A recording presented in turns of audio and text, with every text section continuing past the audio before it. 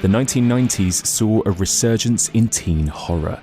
The success of movies like Scream, Scream 2, and I Know What You Did Last Summer, all released within the space of a single year, brought slashers back to the mainstream and solidified Kevin Williamson's position as the most popular teen horror writer in Hollywood. In 1998, Kevin Williamson was hired to write the screenplay for a new teen horror film. Unlike Scream or the others he had written so far, this one was to be a science fiction about alien body snatchers taking over a high school.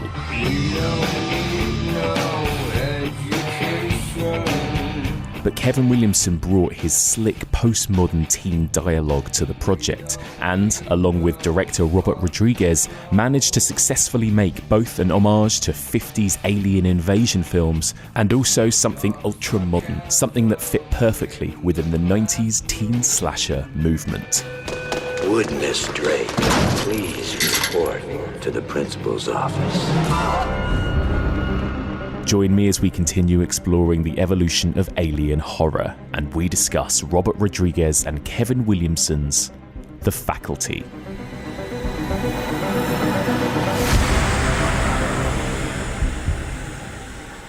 Welcome back to the evolution of horror. My name is Mike Munzer, and as ever, I am your host. If you're tuning in for the first time, then welcome. In this podcast, we explore and dissect the history and the evolution of the horror genre by looking at particular subgenres one series at a time. We are currently in the middle of our 7th series exploring the evolution of aliens, sci-fi, and cosmic horror, and this is part 21. This week, as that intro suggested, we're going to be talking all things 90s horror and discussing the brilliant The Faculty from 1998. This will be a spoilerific discussion. If you haven't seen The Faculty, give yourself a treat. Go away and watch it before listening to our discussion. So later on in this episode, I'm going to be joined by friend of the pod, Josh Tonks, to discuss The Faculty in depth. But first of all, a little bit of background. We're going to find out a little bit about the 90s teen horror cycle, something that made a huge impact on the horror genre across a very small condensed space in the sort of mid to late 90s. And I've got the absolute perfect guest to give us a little bit of information on this movement, as well as being a good friend of this podcast, a good friend of mine, a co-host of one of my favourite podcasts, The Faculty of Horror. She also wrote the definitive book on this era, the 1990s teen horror cycle, Final Girls, and a New Hollywood Formula. Welcome back to the podcast, Alex West. Hello, Alex. Hello. Thank you so much for having me back. Oh, thank you so much for being back. How is everything? How is your year going so far? It's been a year. It's been a year. I mean, it's one of the nice things of the last year is that you and I have gotten to be friends, which is so lovely. It's been so nice. We've chatted a lot over lockdown, and it's funny. I was thinking the last time you came on this podcast was for our Martyrs New French Extremity episode, which was sort of early last year, and at that point we were going, oh yeah, there's this pandemic that's happening. Let's see, hopefully by the end of the year, everything will be back to normal. But, here we are. And it's incredible because the world has changed in so many ways in that just over a year since we talked, but also hasn't changed that much. But now we have a vaccine. Now there are new medications in the world. You got engaged. I'm getting divorced. It's incredible. We're both on the up and up. I love it. Exactly. Things are on the up. It's so true. I think the best thing to do in times like this, right, is to look back to a nicer, simpler time. So we're going to talk about the 90s, Alex, because everyone loves the 90s, right? It's so true. I mean, it's, we're around the same age, and I think everyone around our age bracket in our 30s, we're now kind of hearkening back to those precious days of our youth, like I think every generation does. But I've been thinking a lot about it. And I also read some stuff because obviously the 20th anniversary of 9/11 just passed. Yes. And there's so many people that talked about it as 9/11 is this kind of defining turning point, especially in Western culture, of when things were kind of okay for a lot of people and we were all kind of getting along with a lot of things. Yes. And then this thing started and it's just kind of, become this unstoppable monster in so many ways. And so I'm happy to go back and think about the 90s. And I also find that I've been asked so much to talk about New French Extremity over the last little while. Obviously with Titan coming out, and there's just been a renewed interest in it. So I'm like, let's talk about some 90s teen movies. This makes me feel like happy and safe once again. It's so true. It's so true. 90s nostalgia, like you say, is in absolute full bloom right now, isn't it? Like I guess in the way that a few years ago it felt like there was that real kind of fetishization of the 80s. The 90s is starting, even things this year like Fear Street, right? It really feels like that kind of 90s mania is upon us right now, doesn't it? Oh, God. It's the music, the fashion. It's funny. Like I can look at, brand stores on, if you want to call them the high street or downtown Toronto, and, these mass companies. And it's like, oh my God, they're still making the same outfits I wanted to buy when I was 13. Now I can buy them. I know, I love it. You can all start dressing like the Spice Girls and Backstreet Boys again and everything. Great. Amazing times. I'm going to come back to the 90s in a minute, but let me just start off by asking you, Alex, a bit about this subgenre that I'm looking at. This series is kind of sci-fi horror, alien horror, cosmic horror, all of that kind of thing. I just want to ask you, first of all, your thoughts on that. Are you a fan of this sort of subgenre of horror? I am, and it's been so interesting listening to this series. And I think one of the things I've always loved about cosmic and alien horror is obviously that it's not tied to our kind of moral compass as humans. In so much of horror films, there's a big tie to kind of good versus evil, religion versus anti-religion. And obviously there's a lot of content that will mess with, and comment on religion. But, how many movies have we all seen where it's like, oh, you just have to say that prayer or get that exorcist or get that thing blessed and it is fine.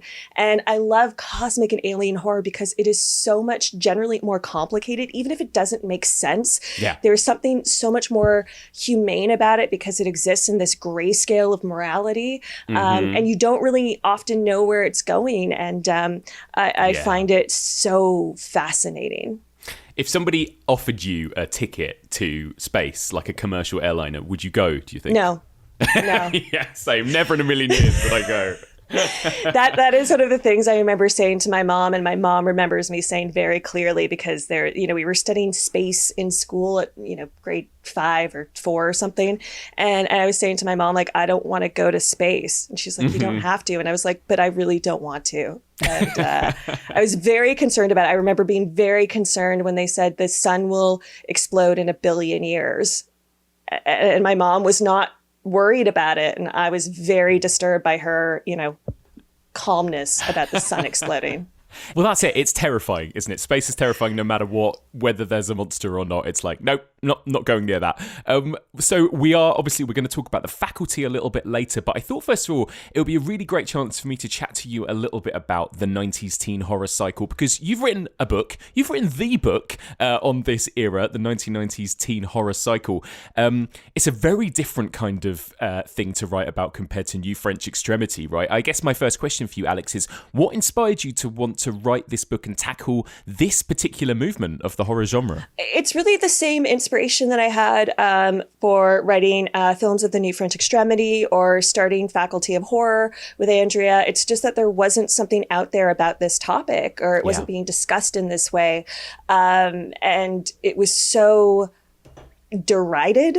And people didn't really want to think about it as like a thing, a movement, or a cycle. And it was something that fascinated me. It was something that moved me. It got me into horror.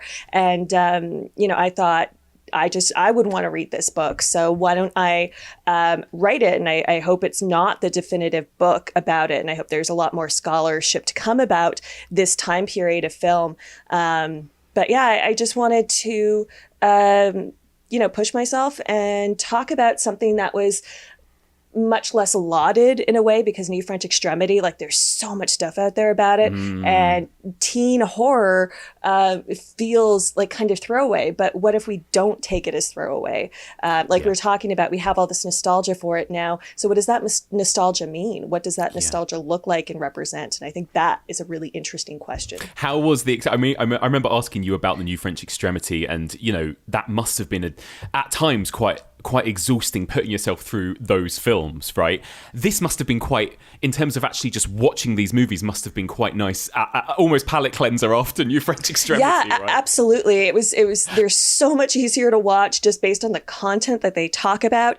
However, I was fascinated that as I started to watch them all together and kind of watch them in sequences and go back to them, and I was really focusing on them, how dark a lot of them were, how they actually did try to grapple with some really heady teen issues, sometimes successfully, sometimes not successfully, but this desire to talk about these kind of complicated things for young adults I found to be really interesting. But yeah, they were a lot more watchable, a lot more digestible. The soundtracks are really fun. Oh, so good. Yeah. You know. Yeah. The 90s is so often thought of, isn't it, as the sort of a bit of a kind of dead zone for the horror genre for whatever reason, right? You know, it's like compared to the love that people have for the 70s and the 80s particularly. And then, you know, what happened in the 90s? Why is it that the reputation of horror in the 90s kind of dipped, do you think?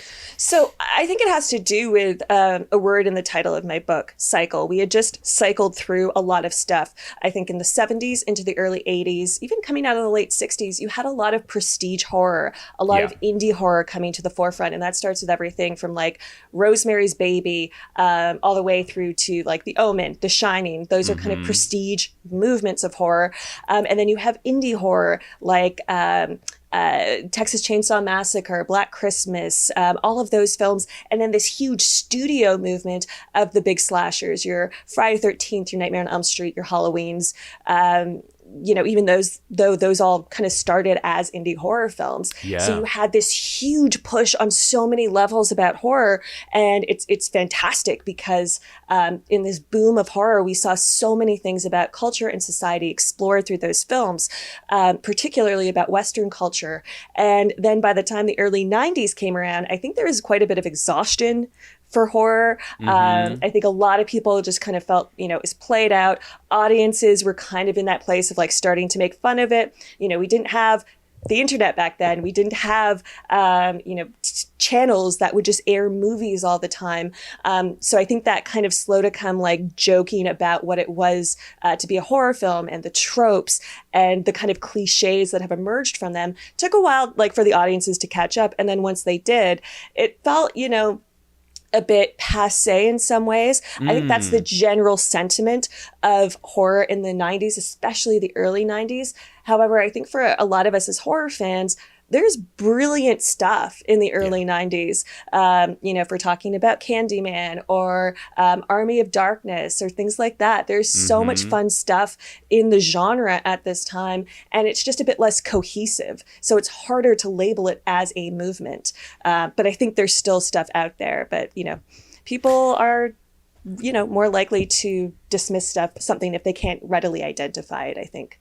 It's so true, isn't it? Yeah, there wasn't that kind of wave, at least in the early 90s, in the same way. And yeah, you're right. And it really was like kind of two sort of parallels in a way, because you have the kind of two extremes where you've got the Oscar-winning kind of horror thrillers, right? Like Misery and Silence of the Lambs and stuff. And then the other stuff that was considered kind of bottom shelf almost, you know, in comparison. And it seems like in the 90s, especially the early 90s, it was sort of those two extremes. Yeah, I think it's kind of the end of those like previous prestige films and previous studio films. And it's not to say like the stuff that was coming out wasn't great. You know, Silence of the Lambs, Misery, all that stuff. It's fantastic.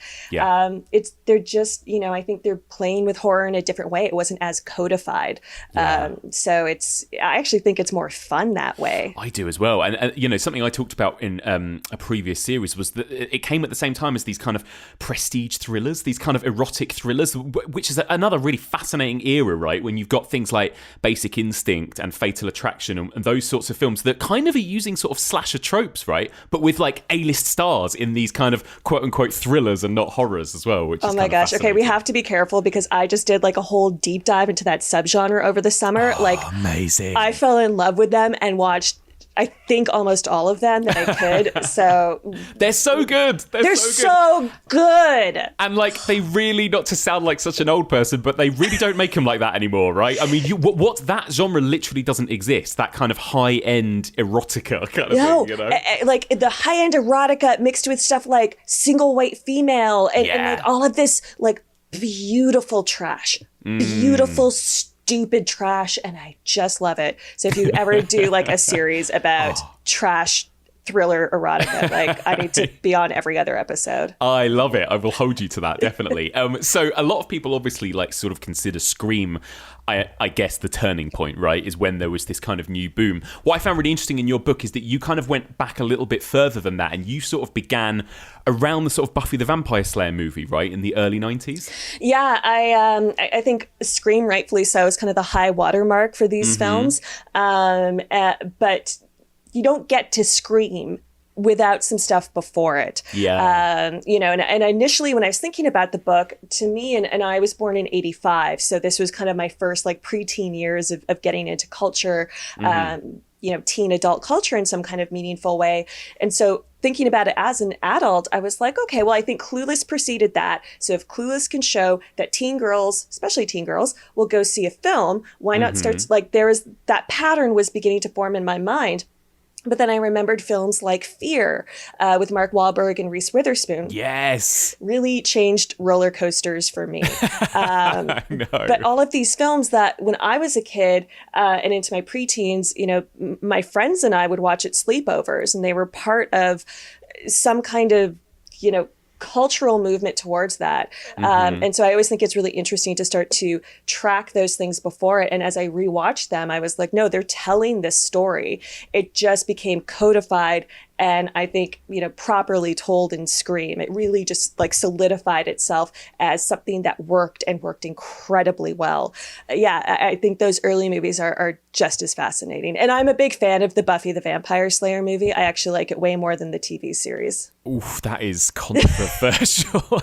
But no, I know what you mean. I revisited it recently as well. I've never been the biggest fan of it, but it's very dismissed, that original Buffy the Vampire Slayer film, isn't it? When actually it's doing a lot of the really interesting things that the series and other 90s teen horror would go on to do, I guess. It does. And I think part of the reason why it was dismissed, and I wrote a bit about it in the book, is because Joss Whedon dismissed it.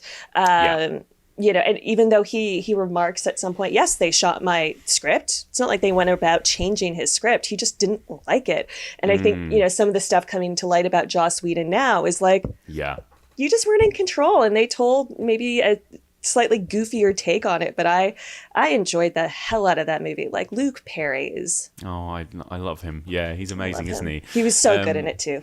I can't believe. I can't believe you like it more than the show, though. I mean, it's the only time I've ever seen Andrea on our show truly look really mad at me. When we did our Buffy episode, she was like, her pretty brown eyes just went like black, and she was just like staring me down, and I was like, oh no. I know that is it. It's one of those fan properties, isn't it? That's it. It's like people don't just like it; they love it. It's definitely one of those. So how would you describe? I guess first, I want to ask you, sort of, how would you describe 90s teen horror in comparison to the 80s? I mean, this kind of movement that you wrote about, what is that movement, I suppose? What defines it, do you think? So I think there are a few things. And one at a very kind of base horror level is it's a much bigger movement away from the supernatural to the natural. Yeah. Even in like when you get your Halloween and your Friday the 13th, and they all kind of, those two in particular start out as like, they're just killers stalking people, but they're way more anonymous. And then of course, as the sequels come, they're inhuman, they're zombies, they're pure evil, they're whatever they are that day. And so I think from the outset, there is always this sense of a big evil out there, or a big bad, to quote Buffy. And then another thing, and I think what really drew me into them as a young burgeoning feminist, was the way they centered the female experience. And that is not to say that those earlier slashers didn't do that. They are about your Laurie or your Nancy Thompsons or, any number of fantastic final girls in the Friday the 13th series. However, the horror is really kind of situated within the main female protagonists of these films, by and large. And I think you can make the cases in different ways throughout the film. But the horror is always kind of located within their family life, within themselves, within their trauma, their past experience. And it continually is revisited on them. And those are kind of two of the really big distinctions I make at that time. And in telling those female stories, there is a lot I think there's this notion that these horror, like these teen 90s films aren't as bloody or gory as, the decade past. I don't find that to be true. I find if you go back and watch them, they're pretty, like, they're gutting kids. They're gutting them. Yes. I think what you see way less of is sex, particularly gratuitous sex where you're showing boobs and, simulated stuff. Like, it's not that these kids don't have sex in the 90s. We just aren't seeing it through a male gaze. And to me, it just felt way more welcoming and inviting to watch that kind of film rather than, Friday the 13th part whatever. Not that I don't love Friday the 13th part whatever. It's just a really different experience for me as a female viewer. And I think it does, and I know this is something we talked about before, but it is definitely something that it's when you grew up, I suppose, isn't it, and what you watched first. And both of us, by the sounds of it, I mean, was this your sort of gateway into the genre as well, this kind of 90s movie? Yeah, I think so. I mean, I was watching horror films ever since I could. Starting with Tim Burton films and, Army of Darkness, I think was the first horror film I saw in cinemas.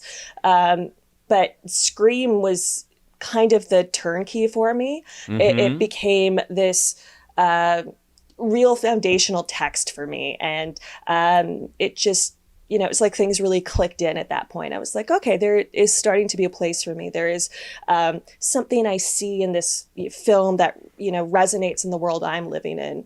And it really just, drew me in. And I think, we have that with, any kind of community or fandom. There's always going to be, different generations at play. And it's like the generation before us, they were all about the 80s. And now our generation is kind of like 90s. And, hopefully we're a bit more accepting, a bit less gatekeepy. And we get to, welcome more people into it, because I remember starting out in this community and it was house parties listening to, how writers at magazines got their first erections to like Halloween 5. Yeah, fucking hell. And I was just like, I don't want to be here anymore. Yeah, the sort of horror bros that actually feel like they then kind of really got their horror back in the 2000s, in American horror in the 2000s, right, in a way. And I guess it was that sort of generation of people that grew up on 70s and 80s movies, whether it's Eli Roth or Rob Zombie or whoever, that were like, yeah, remember the 70s? And it's like tits and blood and like, and it really kind of, it was a bit kind of make horror great again, wasn't it, in the 2000s. But yeah, the 90s, definitely this kind of like weird little anomaly in between, in a way. Yeah, and it just felt like a place for like, granted, all of these characters, the protagonists in these films are all, young, straight, white, able-bodied, like very heteronormative-esque relationships. So it's so rich, most of them as well. So rich. But like they have these interesting inner lives, but there is a way that it is also very reductive. So while I was kind of, growing up and living my life, it felt like a very safe space for me to be in and experience. But I think in many ways, now looking back and when I was putting this book together, I really wanted to illustrate how in many ways it actually was kind of reductive. And by kind of, I mean, really, it was really reductive because it failed to recognize in a meaningful way the vast experiences of many teens. I credit them for bringing in trauma in its many different forms into these narratives. I think that's really important, but it's not perfect. I don't think we're ever going to have a movement of film that is, capital P perfect. But you just hope that each cycle does a bit better than the previous one. Yeah. The slashers in particular are so sort of defined, aren't they? I mean, it was part of the reason why it was the very first series I did on this podcast, because it's such a clear evolution in a way, the way that it comes back and then it disappears and then it comes back and it's slightly changed and then you get all of the imitators, and it really has, more than any other subgenre, it feels like that kind of rise and fall, and very brief too, it feels like. So sort of the real boom of 80s was sort of 80 to 82 or 83 almost, right? And then it was kind of, it's the same with the 90s, isn't it? Particularly the slashers of the 90s. And I know you talked about this briefly in your book too, that that boom with Scream, almost it's pretty much over by about 98, 99, isn't it? It's like very quick. Yeah, and I think, when I was working on New French Extremity, I've seen that cycle again, but it was a bit broader. It was a bit longer, even by a few years, but the 90s one was so short. And I think that's what really intrigued me to write it, was like, what happens when you get this huge swath of films coming out? And, for a lot of us, and I think as I got into horror and I began to watch all the other slashers, I could start to see like, oh, the whodunit aspect of these slashers is a real callback to, a lot of Canadian slashers. Yes. Your Black Christmas, your Curtains, your My Bloody Valentine, all of those have very similar elements to it. And that's why I kind of love, certainly for me as a kid, again, 96, 97, when I was watching Scream for the first time, I didn't have internet. I had a video rental store and some allowance where I could go rent horror movies every week. So Randy's, monologue about horror movies was actually like kind of really important to me because I didn't have older siblings either who watched horror films. Yeah. I knew I was like, okay, well, I have to go see Halloween and then I have to go see Prom Night, another great Canadian slasher. Yes. These are all the films I have to go see if I want to understand what they're talking about. And it actually gave me a really big entry point into it, I think, as well. Yeah.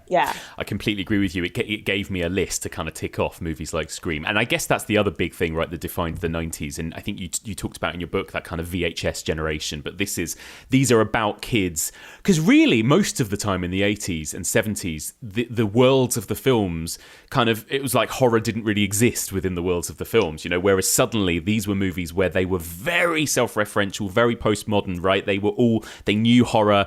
They knew how it worked. And also they kind of talk about each other. I noticed rewatching The Faculty this week, there's a moment when they're like, oh, in this video, you get to see Neve Campbell and Jennifer Love Hewitt naked and all of that kind of thing, and there's all these kind of like cross kind of in-jokes, I suppose, isn't there? Yeah, in Halloween H2O, they're watching, I think it's Scream 2. Yes. Yeah. And that's really confusing because in Scream 1, they watch Halloween. So it's like, hang on. Yeah, I love it. And again, I know that there's a lot of people that really hated that about, that people kind of really roll their eyes at some of those things. But I think particularly Scream, right, I think kind of really got that balance perfect, Yeah, and I mean, if let's just say there was the original, like, Scream multiverse. That's what Marvel's ripping off right now, or ripped off in their comics. So true. It's so true. And you're right about the focus becoming more about the final girls too, right? Because I think I was having this conversation with my friend last night, where we were talking about Scream 5 and what we think it's going to be, and in some ways it's kind of, we were saying what makes a Scream film. It's not like your average, like Halloween, for example, where it's going to be Michael Myers. It's like it's more about Sydney, right? Really, It's a franchise about Sydney more than it is about a killer or anything else, because the locations change, the other characters change, the killers change. Sydney is kind of the sort of the constant, I suppose, in that franchise. Well, I would take that but alter it slightly in that I think it's really about Sydney, Gale, and Dewey. Yeah. I think that kind of trifecta of the three of them, in some, they don't often work very close together in these films, but the kind of overlap and the way that it kind of triangulates a narrative in, you've got Sydney as the protagonist, but that you've got Dewey as some kind of law enforcement, and then Gale representing the media. That to me seems like a lot of the tension that existed within 90s politics, and that still exists. It's something that we're still grappling with, and it's maybe not as prevalent in some ways, the ways they tackled it, but I'm really interested to see what they do in Scream 5. I mean, it would be shocking, possibly slightly devastating to me if any one of those three were actually killed. I know, they right? often love to play with like mortally injuring one or two of them, but then they come back for the final act. And that's what I actually really enjoy about Scream 4 is they kind of, were trying to psych us out with like, it's the new generation who's going to take over Scream. And then, Sydney's like, don't fuck with the original. And I was just like, that was like stand and cheer moment for me. That was so good. Badass. So good, right? Scream 4, I think, better than 3, I think. I have very controversial takes about this. So go on. Okay. Don't tell me 3's your favorite. It's not your favorite, is it? It's not my favorite. Okay. Scream is number 1. Yeah. Depending on the day. Yeah. So for today, it's Scream 4, Scream 3, Scream 2. Wow, that is controversial because Scream 2 is such a kind of beloved sort of sequel, isn't it? I think it's great. I think it's a great film. I don't think it's nearly as interesting as 3 or 4. Yeah, I know exactly what you mean. Scream 3, I find quite frustrating because I think there's so much of it that for me doesn't work. But you can see there are some really interesting ideas in 3, right, that it explores and kind of quite ahead of its time in a way. When, especially like, and I know this is something you mentioned too, that the tackling of kind of the treatment of women in Hollywood and all of that kind of thing, something that Wes Craven and, you know, Aaron Kruger and whoever else were kind of talking about sort of 15 years earlier than everyone else, you know, which is interesting. Well, and it was made by Dimension, who's, you know, a subsidiary of Miramax. And like the Weinsteins are both producers on it. And so when I wrote the book, those allegations hadn't come out. All we knew is that like Weinstein, both of them, and I cite several articles that, you know, detail it, were bullies. And they were shit people, but sure, they got Oscars, won. And then so now looking at Scream 3, it's like, you know, Aaron Kruger, Wes Craven, they were making this film. And originally what they had done was, or what they were going to do, you know, and I think a lot of people know this, is Kevin Williamson had a script for Scream 3 where Matthew Lillard was going to come back as Stu, but all disfigured from the first film, having survived it, and be the leader of like a cult in Woodsboro. And then that all got scrapped because of the Columbine shootings. And, you know, I wound up detailing this in, you know, several of the later films I talk about in the book, where a lot of film studios didn't want to touch teen violence or touch anything to do with this. So they backed away from it. And in my opinion, they made a tonally uneven but very interesting film about Hollywood. Yeah, I completely agree with you, actually. Yeah, it's really interesting. And I suppose that's another interesting thing about this era, isn't it? That there is it, you know, I think it's generally thought of, isn't it, the 90s in America at least, as this kind of relatively peaceful time in terms of kind of, I suppose, international conflict and that kind of thing. And something I found really interesting that you talked about is that I suppose the horror kind of looked inwards again, didn't it, in a way? Yeah. And I suppose that is what kind of really comes about in all of these teen movies, is that it's like, who amongst us is the killer, as opposed to some kind of outside force, I suppose, coming in to get them. And that's a really interesting thing, because people often talk about horror thriving in kind of times of crisis or whatever, right, don't they? And I wonder if that's another reason why people say that the 90s was a bit of a dip in horror, because also there was less of there was less crisis, I suppose, in some ways, than there were, relatively at least, than there were in the sort of surrounding decades. Yeah, and there was a really interesting documentary that came out in the last couple of months. I believe it's just called Woodstock 99. Yes. It's on HBO Documentaries, and it's fascinating, and it details you know, not only the events of Woodstock 99 that was culminated in, you know, fires being set and, you know, countless sexual assaults. But it details where this kind of white rage comes from out of a peaceful time. You know, and that it was, you know, there was, you know, the huge movement of new metal towards the end of the decade, and like this male aggression and anger, and where did that come from? And yeah, it was a lot of the stuff I was kind of trying to get at in my book, and I thought it was really, really well articulated and explored in that documentary as well. Mm-hmm. I want to ask you about The Faculty in a minute, but let me just start off by, I want to hear your thoughts on some of these other movies, the ones that you tackled for your book. Sure. I Know What You Did Last Summer, Alex. Fan? Classic. Such, you know, I think rewatching it in earnest for the book, I was like, this is an incredibly well-made, effective slasher. Love it. It's the 90s teen slashers are kind of known for their long chase scenes, aren't they? And actually, there's one of the best is in I Know What You Did Last Summer, isn't it? Where Sarah Michelle Gellar's character is being pursued by the fisherman. That is a top tier chase scene. That one's like devastating. Yeah. That one's actually like quite emotional, where she's so close, and she's running for the parade that she was the queen of the year before, and then she dies alone in a goddamn alley. I Still Know What You Did Last Summer. Listen. I love that damn movie. I love it so much. I mean, I love it, you know, if only for my very spoilerific line of at the end when they're revealing who the killer is, and Will is like, don't you get it, Julie? Will Ben's son?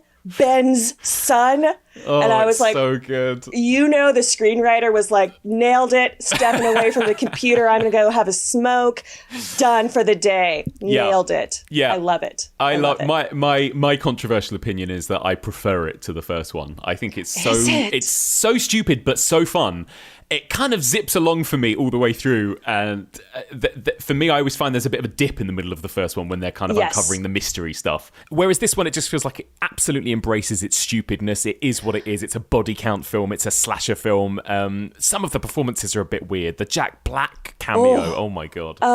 It's like Jeffrey Combs as like the hotel manager. Yeah. Also, I will go on record saying Jennifer Love Hewitt's song, How Do I Deal, part of the soundtrack for that, is a banger. It is a great pop song.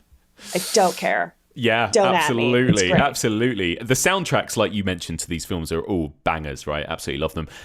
Urban Legend. I mean, I have my copy of my book right here. It's on the cover of my book. I didn't even ask McFarlane to do it. They just did it.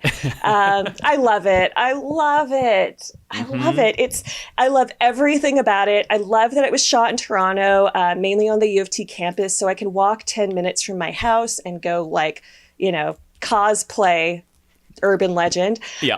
I think it's a perfect mix of like some interesting stuff, some theoretical stuff at play, but also some deeply stupid stuff. And Rebecca Gayheart at the end, ding, ding, ding. Ding, ding, ding. I say masterpiece. Phenomenal. Absolutely phenomenal. I completely agree. And this is a movie a lot of people are talking about recently and reappraising, I think. But Halloween H2O. What do you think of Halloween H2O? Greatly prefer it to Halloween 2018. Yeah. Halloween H2O, I think, is just fantastic. It's the kind of ending I would want for Laurie. It's that kind of exploration of trauma and what it means and how you're affected by it. I think it's a fascinating look at PTSD, while also being an entertaining slasher. And to me, I think it really solidified the importance of keeping that familial bond between Michael and Laurie. Yes. Yeah. It just doesn't feel as powerful. I mean, I haven't seen Halloween Kills yet, but it just feels so necessary to the story and to the obsession and to the weight of the film. So I think it's great. I really enjoy it. What about Idle Hands? Idle Hands? Not for me. It was one of those movies I remember being really curious about to go see it, and it's just hard when a comedy movie doesn't make you laugh. Yeah. It didn't even make me crack a smile. I think the closest I got to cracking a smile was when I was rewatching it one of the times for the book. And I forgot, it was probably the first time I watched it for the book, so I'll watch all these films several times. And I completely forgotten that the Offspring, the band, was actually in the film and playing the high school, I think it's the Halloween dance. The idle hand gets the lead singer, and I was like, oh, okay, that's great. And I probably just didn't get it enough at the time, but that was pretty great. Yeah, that movie it is a bit different to the others, isn't it? And it does feel more akin to that kind of the broier comedies. It feels more similar to something like American Pie, maybe, or one of those types of movies in a way, doesn't it? I think. Yeah, it feels like a kind of, transition between like Beavis and Butthead and American Pie, mixed in with like, oh, it's horror right now. Yeah. Horror's the thing that the teens want, so we'll make it a horror film. And it's a really interesting idea.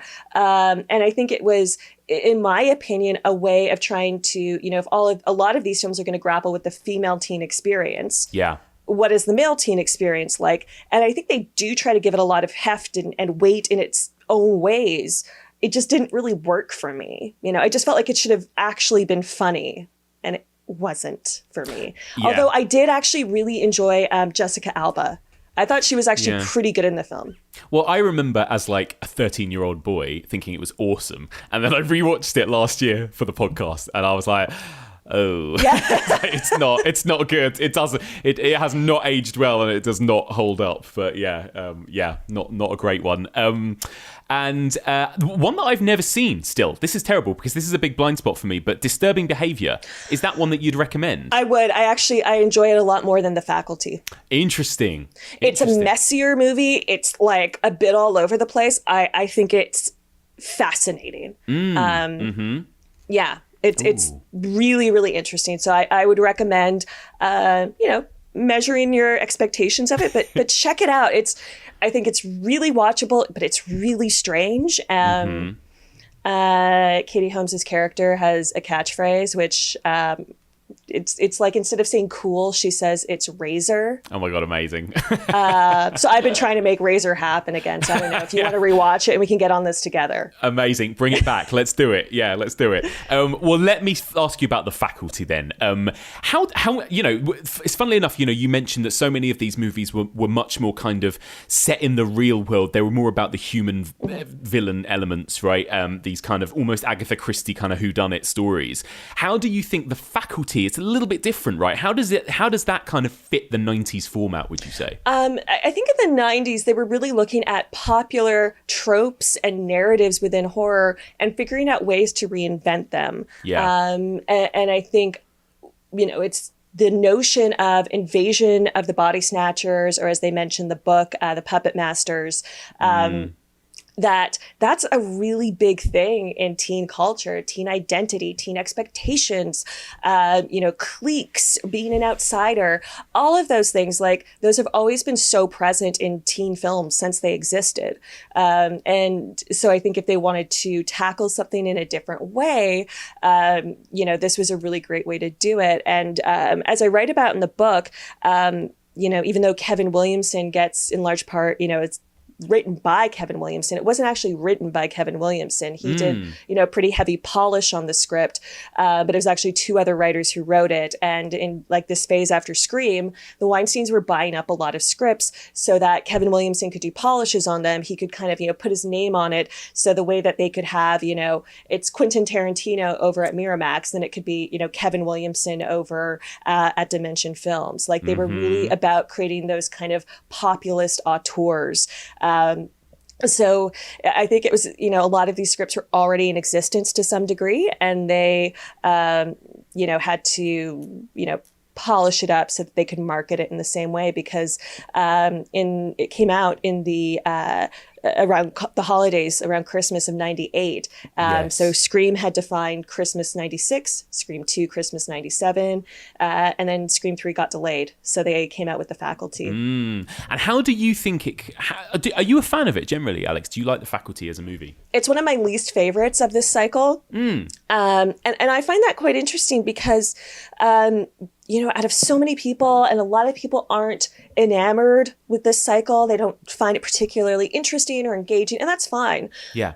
But they tend to say, but The Faculty is a good movie. Yes. Yeah, absolutely. And it's always the one that left me the most cold. I remember going to see it with a group of friends, probably one of the few horror films I got to see with a group of friends. I think because the feeling was, it's maybe not as scary as some of the other films. But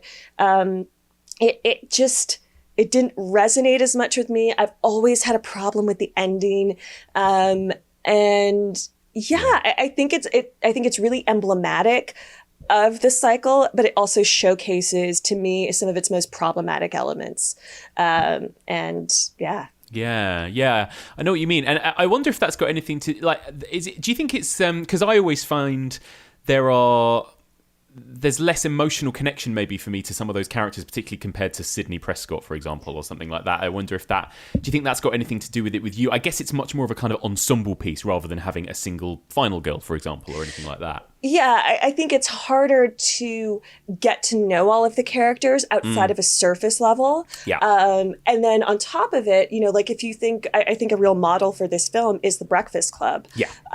But those characters, even though they're not the most deeply, intricate characters you've ever seen, you get to know them a lot better because the plot is them sitting around together and talking. Yeah.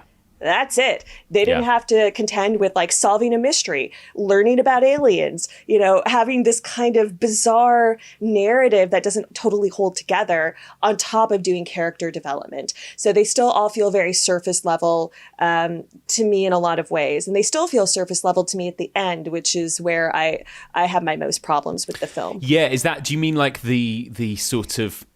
Because it's a bit Breakfast Clubby, actually, the ending almost, isn't it? Where they kind of transform some of the kids for, quote unquote, for the better. Where Clea DuVall's character kind of loses her kind of goth look, right, and everything. And that does, even for the 90s, that feels quite dated in a way, doesn't it? I think it feels super dated. Like I think that's the most egregious example is Stokely's character going from like cool goth loner chick to wearing a goddamn purple cardigan and cami set. Yeah. And it's not like, I don't think it's, wrong for her to be with Stan, the jock who's leaving his jockness behind. I think that's fine. She didn't need the purple cardigan. No. Stan was into her before that. And I, Andrea, the dearest people in my life, she's like a grown goth. If she showed up in a purple cardigan, I would be like, where are the aliens? Where is the pod? What is happening? And to me, the way, like all of the evolutions of the characters at the end of the film, as we get to see in that kind of coda to the film, is they've all conformed in one way or another. Mm-hmm. It's, Zeke is now like the, quarterback of the high school football team. Casey's like super popular because aliens. Jordana Brewster's all over him now. And it's like, yeah, but weren't there more interesting choices we could have made? Yeah. Like, I think there is a more interesting ending you could have there, or do that ending, but make it kind of dark. Like, what if we actually all have assimilated? What if we have all used our power and knowledge and wound up in these predicaments? Isn't that creepy? Like, I think there is an interesting commentary there. And, and I think they actually do that something similar in the Scream series, where it is like, yes, Sydney got all this press attention. Yes, she got all of this stuff, but it's fucking dark and she doesn't want it. She doesn't want to be, the poster child for trauma as she grapples with her own trauma. Also, like, those kids straight up murdered their principal. They that made me laugh so her. much. Yeah, it made me laugh so much you wrote about that in your book. Because, it's so true. It's like everyone's forgotten that the principal was literally shot in the head and presumably is still dead, right, at the end of the movie. And they have some kind of line about there's ongoing investigations. And I would be like, wouldn't you be holding these kids? Is it because they're white? What happened? Yeah. Absolutely insane. It's so true. And like you said, there's a fun alternative version of that where it's much darker, right? Where it is the invasion of the body snatchers type of ending, where actually the reason Stokely has changed is because she's a pod person or something, and like that would have been quite cool. Yeah. Or even that, like, we've all kind of pod personed ourselves through the way our like culture is thing. Like, there's so many, I think, like little different ways you could have done something, and then I think it actually would have landed a lot more for me. I think it would have just felt a bit more whole, but this just feels like kind of sloppy, kind of rushed.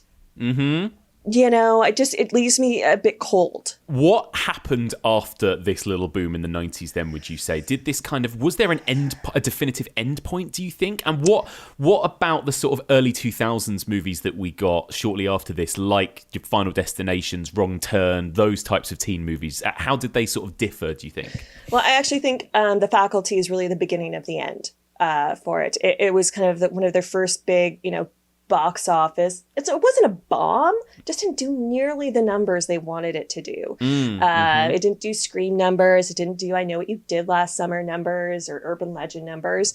And they had a lot riding on it and they were hopeful for it.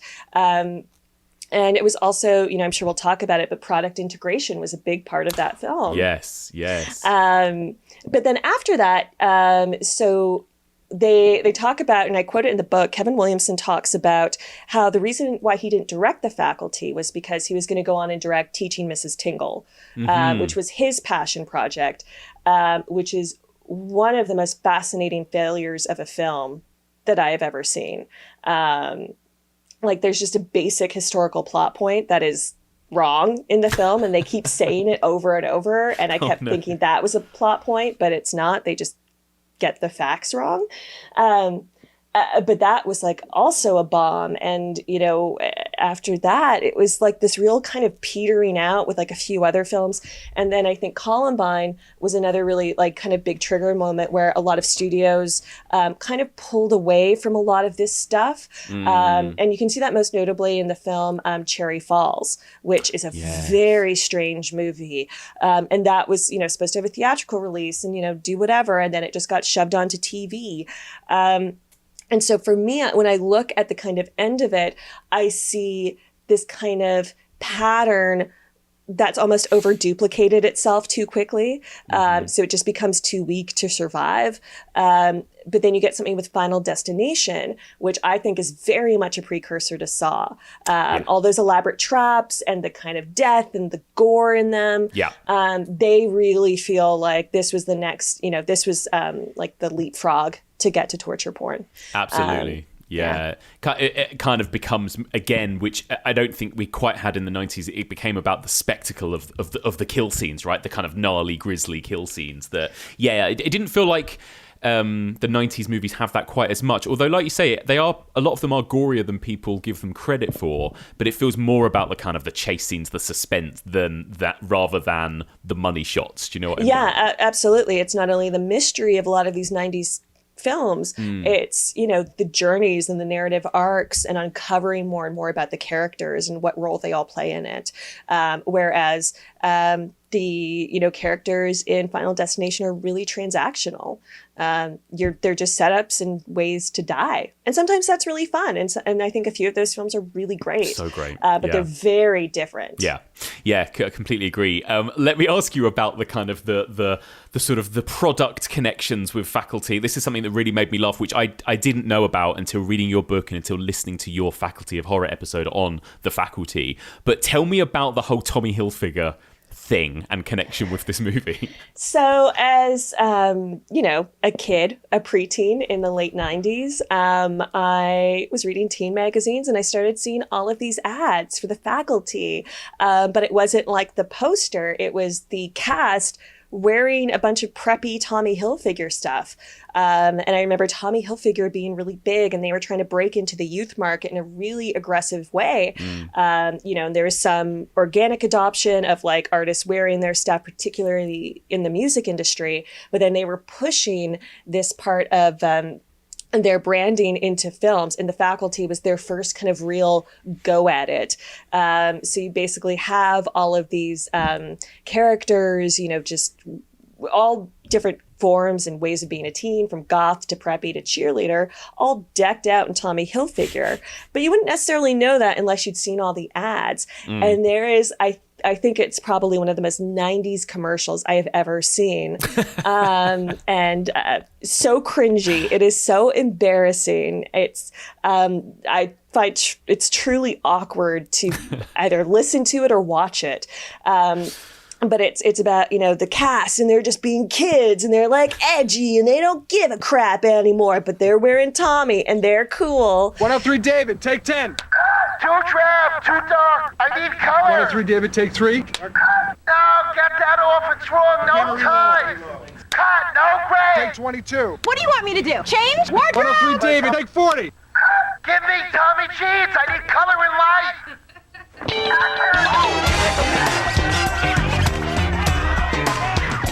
Tommy jeans make a scene. It's pretty cringe. It's kind of, to me, the worst parts of the 90s teen horror cycle encapsulated in this film. It's, you know, the most business marketing oriented part of it, rather than just producing, you know, fun entertainment. It's so true. It's that commercial is absolutely because isn't it making like a bunch of pod people?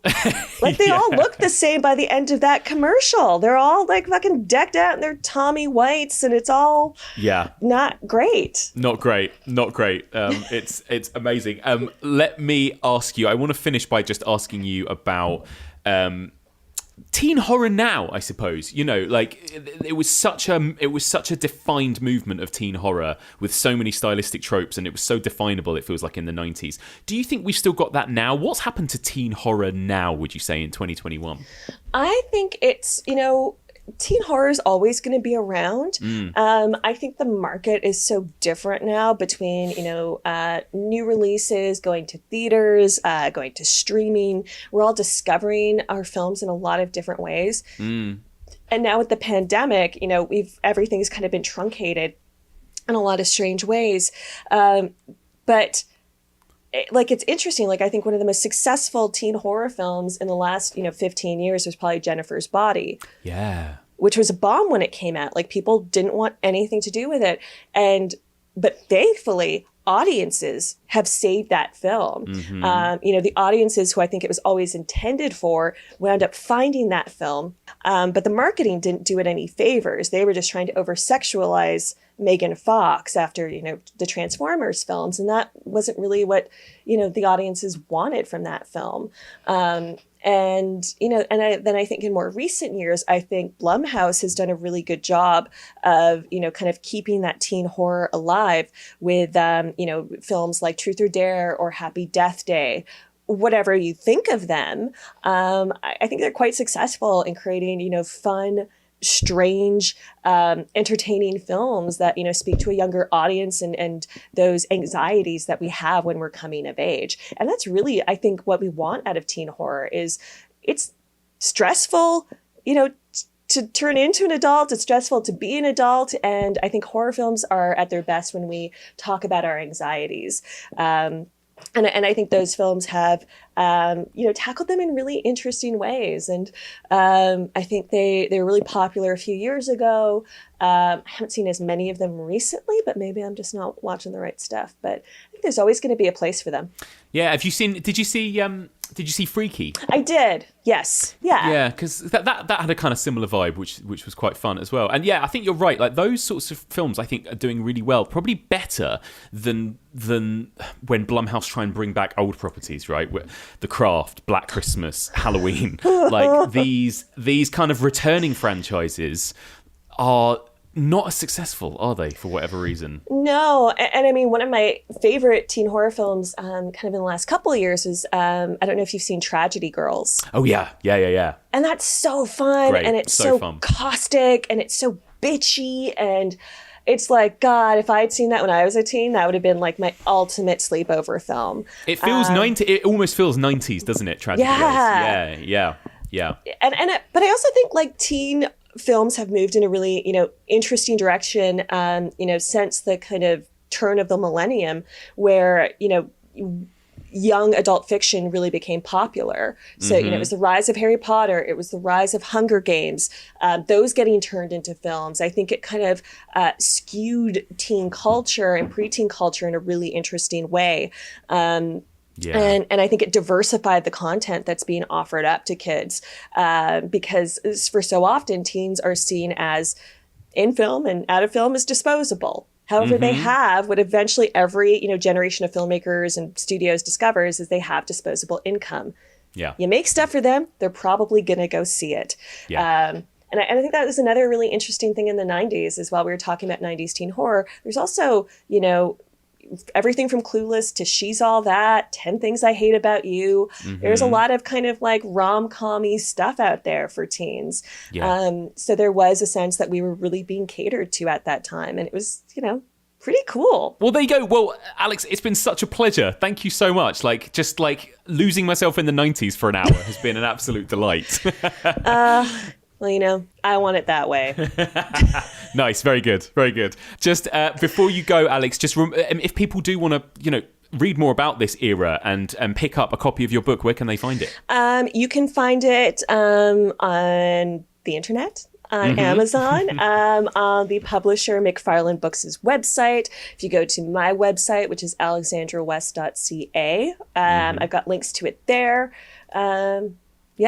Yeah, read all about it. Awesome. And of course, people can still check out and subscribe to Faculty of Horror. And congratulations, by the way, on 100 episodes. As we're recording it this month, right? You're about to record your 100th episode? Yes. And as a podcast who only do episodes monthly and we take 1 month of the year off, we've been doing it for, it'll be 9 years in December. Yeah. So, 100 episodes, Incredible. Yeah. Yeah, Incredible. it's pretty wild. So we're very pleased and very excited to see what the next 100 episodes brings. Absolutely, bring it on. Alex, thank you so much for joining me. Thank you so much for having me. A big thank you to the incredible Alex West. It's always such a treat for me to be joined by the host of my favourite podcast and chat about teen horror. That was so much fun. So now it's time to get into nitty-gritty detail when it comes to the Robert Rodriguez, Kevin Williamson classic, The Faculty from 1998. Joining me to discuss all things The Faculty, I've got another 90s teen horror expert, fanatic. He's been here a couple of times on the podcast in the last few weeks discussing Scream with me for its 25th anniversary and also Halloween Kills as well. What a joy to have him back again. Hello, Josh Tonks. Hi, Mike. Hi. How are you? I am very good, thanks. How are you? Yeah, very good. I feel like I'm seeing loads of you, like back to back to back. It's very thrilling. Well, do you know what? It's because, like, obviously you're like my go-to guy when it comes to 90s teen horror or just teen slashers in general. And we've talked about this already in the last few weeks, but there's been such a kind of resurgence of that recently, hasn't there? We've been really kind of, a slew. We've been revisiting all the 90s classics of late, haven't we? I bet you've been in your element. Oh, yeah, it's been great. It's been like, oh, I actually know what I'm talking about. I love it. Well, I can't wait to hear your thoughts on this film. Let's get straight into it. Let's talk about The Faculty from 1998.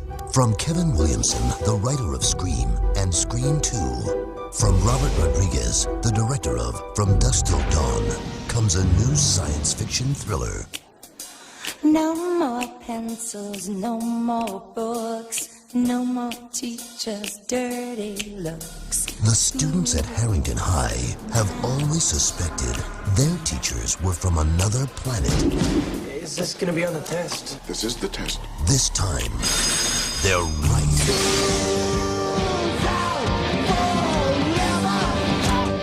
Now, these 6 students won't just question authority. They'll have to destroy it.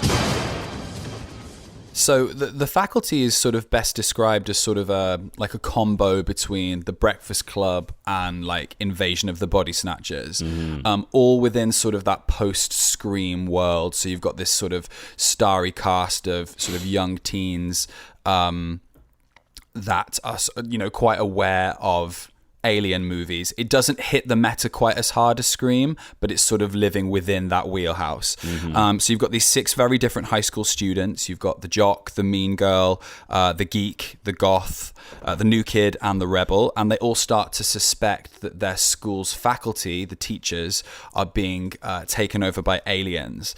And then after some very, very quick but thorough investigation, they realize that the only way they're going to survive is if they sort of destroy the leader, the queen alien, but they don't know who it is, and so they have to figure it out. And is it one of their teachers? Is it one of them?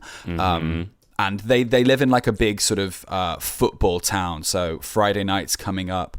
Their town's going to be there. Another town's going to be there. So they know if they don't get them before the football game is over, that's sort of like game over for the world. So good, isn't it? It's so good in the way that it gives those global stakes, but in the world, in the microcosm of high school. So like you say, it's like, oh my God, the football game is like the big climactic third act and that kind of thing. Yeah, and it's really clever. They even, Elijah Wood's character Casey has a line where he says, if you were going to take over the planet, would you blow up the White House Independence Day style, or would you sneak in through the back door? And I think that line encapsulates exactly why the story sort of works, and you can do the sort of high school metaphors within it.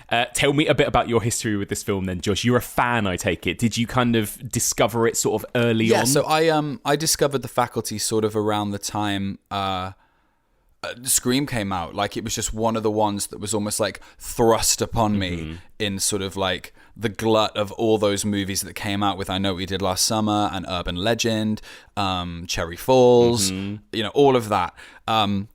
But this one was a favorite straight away. It felt different. Like you say, it's not a slasher. And the thing that sort of struck me is it felt, I don't know, the high school in it, which I'm sure we'll talk about when we get to it, it feels really grim and really grimy. Yes. And it just all felt a little bit more, not real, but like high stakes and I don't know, like legit. So like little kid me was like, ooh, this is like darker and more serious. You know, it wasn't as glossy as some of the other ones. Yeah, no, I totally agree with you. It does sort of stick out from the rest, doesn't it? And obviously, so this came out in sort of Christmas of 1998, right? Yeah, Christmas Day. Christmas Day, I love it. In the States. I love it. Merry Christmas. So, yeah, I want to start off by asking you a bit about Kevin Williamson, because this is something Alex West was saying when I chatted to her, that he had almost become a kind of a brand unto himself by this point, right? The kind of golden boy of teen horror for Dimension Films and Miramax. So 96, he had written Scream, which got a big Christmas release, right? Did fantastically well. 97, he wrote I Know What You Did Last Summer. He wrote Scream 2, which also came out the following Christmas, 97, right? Did really well. Then he wrote H2O, and then he wrote the script for The Faculty, right, which was released in Christmas of 98. So this was designed to be the kind of next big Christmas teen horror film, following on from Scream and Scream 2, right? But it was very much supposed to be within that Kevin Williamson brand, I suppose. Yeah, and what's interesting about this is, so I listened to a great interview with Kevin Williamson, where he talks about sort of this entire period in his life. And so he didn't come up with the idea for the Faculty. It was two other writers, but he was brought on to do the screenplay. So the story was originally a script called The Feelers, I believe, and Kevin came in and like worked on that. But at the same time, he was also working on Halloween H2O, and was also working on Dawson's Creek, and was also working on Scream 2. So all of this was happening around like 1997, and he was just like overworked. The fact that the Weinsteins, they came to, I think he was filming in North Carolina, where they shot I Know What You Did Last Summer, and also where they shot Dawson's Creek. And so they had like producers come and like sort of stand by his hotel door, making sure that he was like writing these scripts and getting them all down. So he was like a full-on workhorse for them. Wow. And what's interesting, this is really geeky, but like you can see that there's like major crossover with some of the names.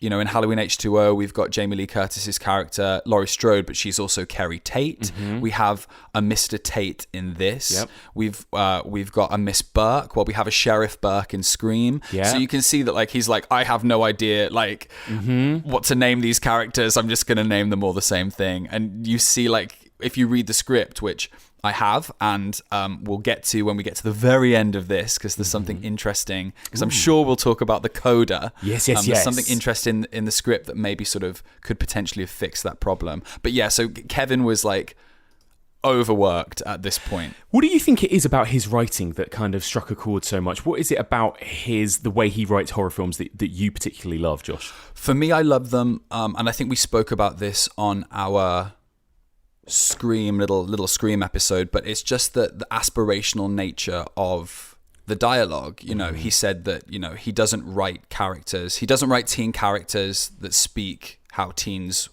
actually speak. He writes how teens probably want to speak, and that was certainly true for me as like a 10, 11, 12-year-old listening to the dialogue.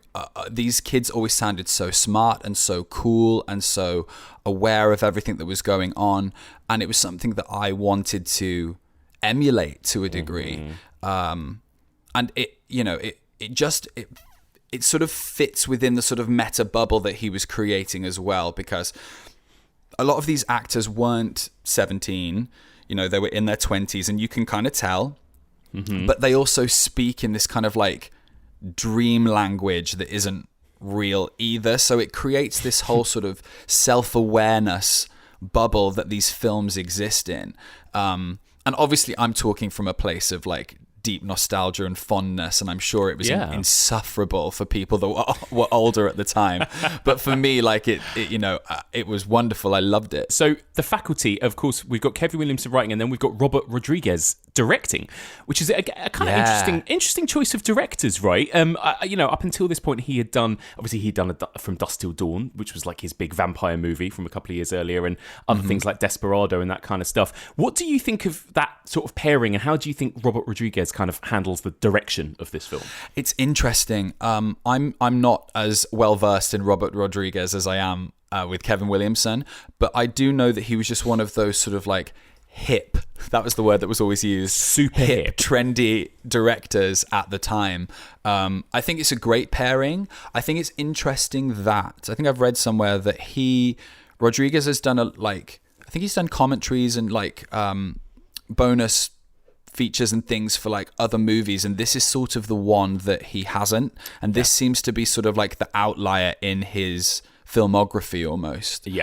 So I don't know whether it was one, I think it was very likely one, like a lot of the cast had to as well, that was sort of like, if you do this for the Weinsteins, we will let you do this. Yeah, absolutely. So it might have been a sort of director for hire kind of thing. It does feel that way, doesn't it? When you look at the rest of his filmography, and he's somebody I always associate in my head with Quentin Tarantino. He's like best mates with Tarantino, isn't he? And the two of them made the Grindhouse double bill together, and his films were much more that ilk, that kind of super slick and over stylized but quite violent. And they were very sort of in the same circles of Miramax and the Weinsteins and Dimension and all of that. That was that little group, wasn't it? It was. All of Tarantino's films were produced by the Weinsteins. Exactly, yeah, it's so true. And obviously Sin City as well, he made as well. So he was incredibly slick, stylish visuals. And I think you can see a bit of that in The Faculty. When you compare The Faculty, for example, Scream, or something, there is it's so much more stylized, isn't it? The freeze frames, the names coming up on the screen, like that kind of thing. You know, it's a lot. It is. It's very stylish. It's more quote unquote. You cool. Get like. Sorry, go on. I was just going to say it's more cool or hip, like in that way, isn't it? Yeah, it is edgy, less earnest, I suppose, than the way Wes Craven directs Scream 1, for example. I think. Yeah, actually, I think, and more cynical and more like calculated. There's a lot of sort of like calculated elements to this film, and I think after the success of Scream and Scream 2, this was a real sort of like marketing movie. Like, how can we sell these hot, sexy teens? How can we, how can we elevate the film by having these genre adults in? We've got Piper Laurie, we've got Robert Patrick, we've got Salma Hayek. We've got these people that have appeared in sort of like iconic genre movies, and they're the sort of like the adults in it. So you gonna rejoin the living tomorrow, Stan? You got to feel the pressure closing in on you, then you get ready to rock. Now get focused. Now get the fuck off my team. Josh, I want to start by asking you about the opening. Of course, classic kind of 90s teen horror opening. We open with some Offspring music. We're in a high school. We're introduced to some characters straight from the off, right? And of course, it was very important, this kind of 90s era of teen slashers. They always had a kind of scary cold open, didn't they? Usually a big sort of kill set piece. And we've got something kind of similar here, but with a bit of a twist. But we've got this kind of chase scene followed by a murder with, scary Robert Patrick coming after the principal in the high school. What do you think of it generally as an opening? Does it work for you in a kind of setup to this story? I love it, and what I like about it is it's not a sort of like clean cut as, say, the Drew Barrymore sequence in Scream. Like, it's not a cold open. You almost get like a couple of little mini scenes of setup before, and I think that's a sort of example of the whole film. It's just a little bit edgier, messier, not quite as clean as and polished as the Scream movie is. It's like the pacing isn't quite there. The edits are a little choppier. What in Scream you get these like beautiful long tracking shots through Casey Becker's house, whereas this you kind of get cuts between scenes in the chase, so the geography doesn't quite work as well. But I really like it because it's dark and it's grimy. It's violent, the pencil through the hand. Oh my God, yeah. And it reads like a slasher scene in a film that's about aliens, and so it really sort of throws you for a loop, I think, at the beginning, because the principal dies, but then she shows up later, so you're like, wait, what what's happening. Yeah. And then it gives you the cool bait and switch as well, and the whole tension at the door with like the chains and the locks, and I think it's really well done. Yeah, it's a really great way of being like, yes, we're an Alien film, but really, don't worry about it, kids. This is another post-Scream 90s slasher film, isn't it? I mean, we're going to give you what you want. Yeah, Robert Patrick, I mean, he's basically being the Terminator, but he's also kind of being Michael Myers or something, right? When you see him kind of walk slowly down that high school corridor. Yeah. Would Miss Drake please report to the principal's office? And you're right, there is a kind of griminess to this film, and we'll talk about this as we go on, but that sticking the pencil through the hand, you really feel that. And that is, again, I think the reputation the 90s horror films have, right, are being very clean, very sterile, less on the gore and splatteriness. But that is, again, it's like people forget, I think, that there are some moments of quite grisly gore in this at times, Yeah, there's quite a lot of blood, and like everyone's wet and everything just looks like kind of dank and old. And you learn in the opening scene, like the school is, like we said, it's a football town, so all the budget goes to the football team and the football players, so there isn't any room for the drama department. Like, they make quite a cute joke actually where she's like, oh, just the kids had their hearts set on Guys and Dolls this year, and then Principal Drake's like, oh, just use the set from our town, which is really funny because our town has no set. Like, the whole point of that is that it's got like a really limited basic set that can be sort of representative of any town. That's why it's our town. So there's like some cute little in jokes there. Yeah, I love it. That's great. I never knew that. That's brilliant. Yeah, it's a really fun opening scene, and I think it does something that we'll probably talk about throughout, but it really fits the mold of what was popular right now. It was fitting the Kevin Williamson brand of teen horror slasher, but also it was setting up this alien mythology from the start, right? This is something that the other kind of slasher films of this era didn't have, which was the coach becomes the killer, and then Piper Laurie's character is infected and becomes the killer in that kind of final twist of the opening scene when she stabs the principal to death with the scissors. So it's setting up this idea that anyone and everyone could be the monster in this film, which is really cool, I think. Sorry. Rifle. Crash and burn, Casey. Get out of the fucking car! So off the back of the opening scene, the cold open, we then get the title card come up, and then we're introduced to our kids. You've got Casey, played by Elijah Wood. You've got the nerd. You've got Stokely, Stan, Mary Beth, the new girl. You've got Delilah, the mean girl. And you've got Zeke, the bad boy, right? All introduced with their kind of cool freeze frames and everything. What do you think of this introduction and of our cast of characters here? I love them. I love all of them. Yeah. I think they are fantastic. They're not without their problems of the time, Yes. which we'll get to, I guess, when we talk about them sort of individually. But the way they're introduced is iconic, with their sort of, their name comes up before, in like a freeze frame as you meet them. But even that's done in like a weird sort of messy way, because Josh Hartnett as Zeke gets the very last title card, but we've already met him before because he gets this kind of like glamour hero shot looking over the trunk of his car. And so it's just, again, the film is just kind of a little bit messy and oddly structured, which I find really charming. Mm-hmm. Yeah, I totally agree. And even the freeze frames, they look a bit sort of cheap, don't they? Like you've made them on Windows Movie Maker or something. And again, it's like part of its charm, I think. And you're right, it's so funny. And this is something I talked about with Alex West, but obviously I was never aware of this as a kid, but the kind of Tommy Hilfiger placement of everything as well. And that first scene, me neither. That first moment when you see Zeke, Josh Hartnett's character, he gets out of the car, the camera just kind of follows his arse, right? As he just sort of walks around the back of the car and opens the boot of his car. And all we're seeing is like Tommy Hilfiger jeans, Tommy Hilfiger pants, a shirt, a t-shirt, it's all just right there in one shot. It's like there's every single element of the wardrobe you could buy from Tommy Hilfiger. It's so funny. It's like the 90s in a single shot there, that first scene of Zeke getting out of the car.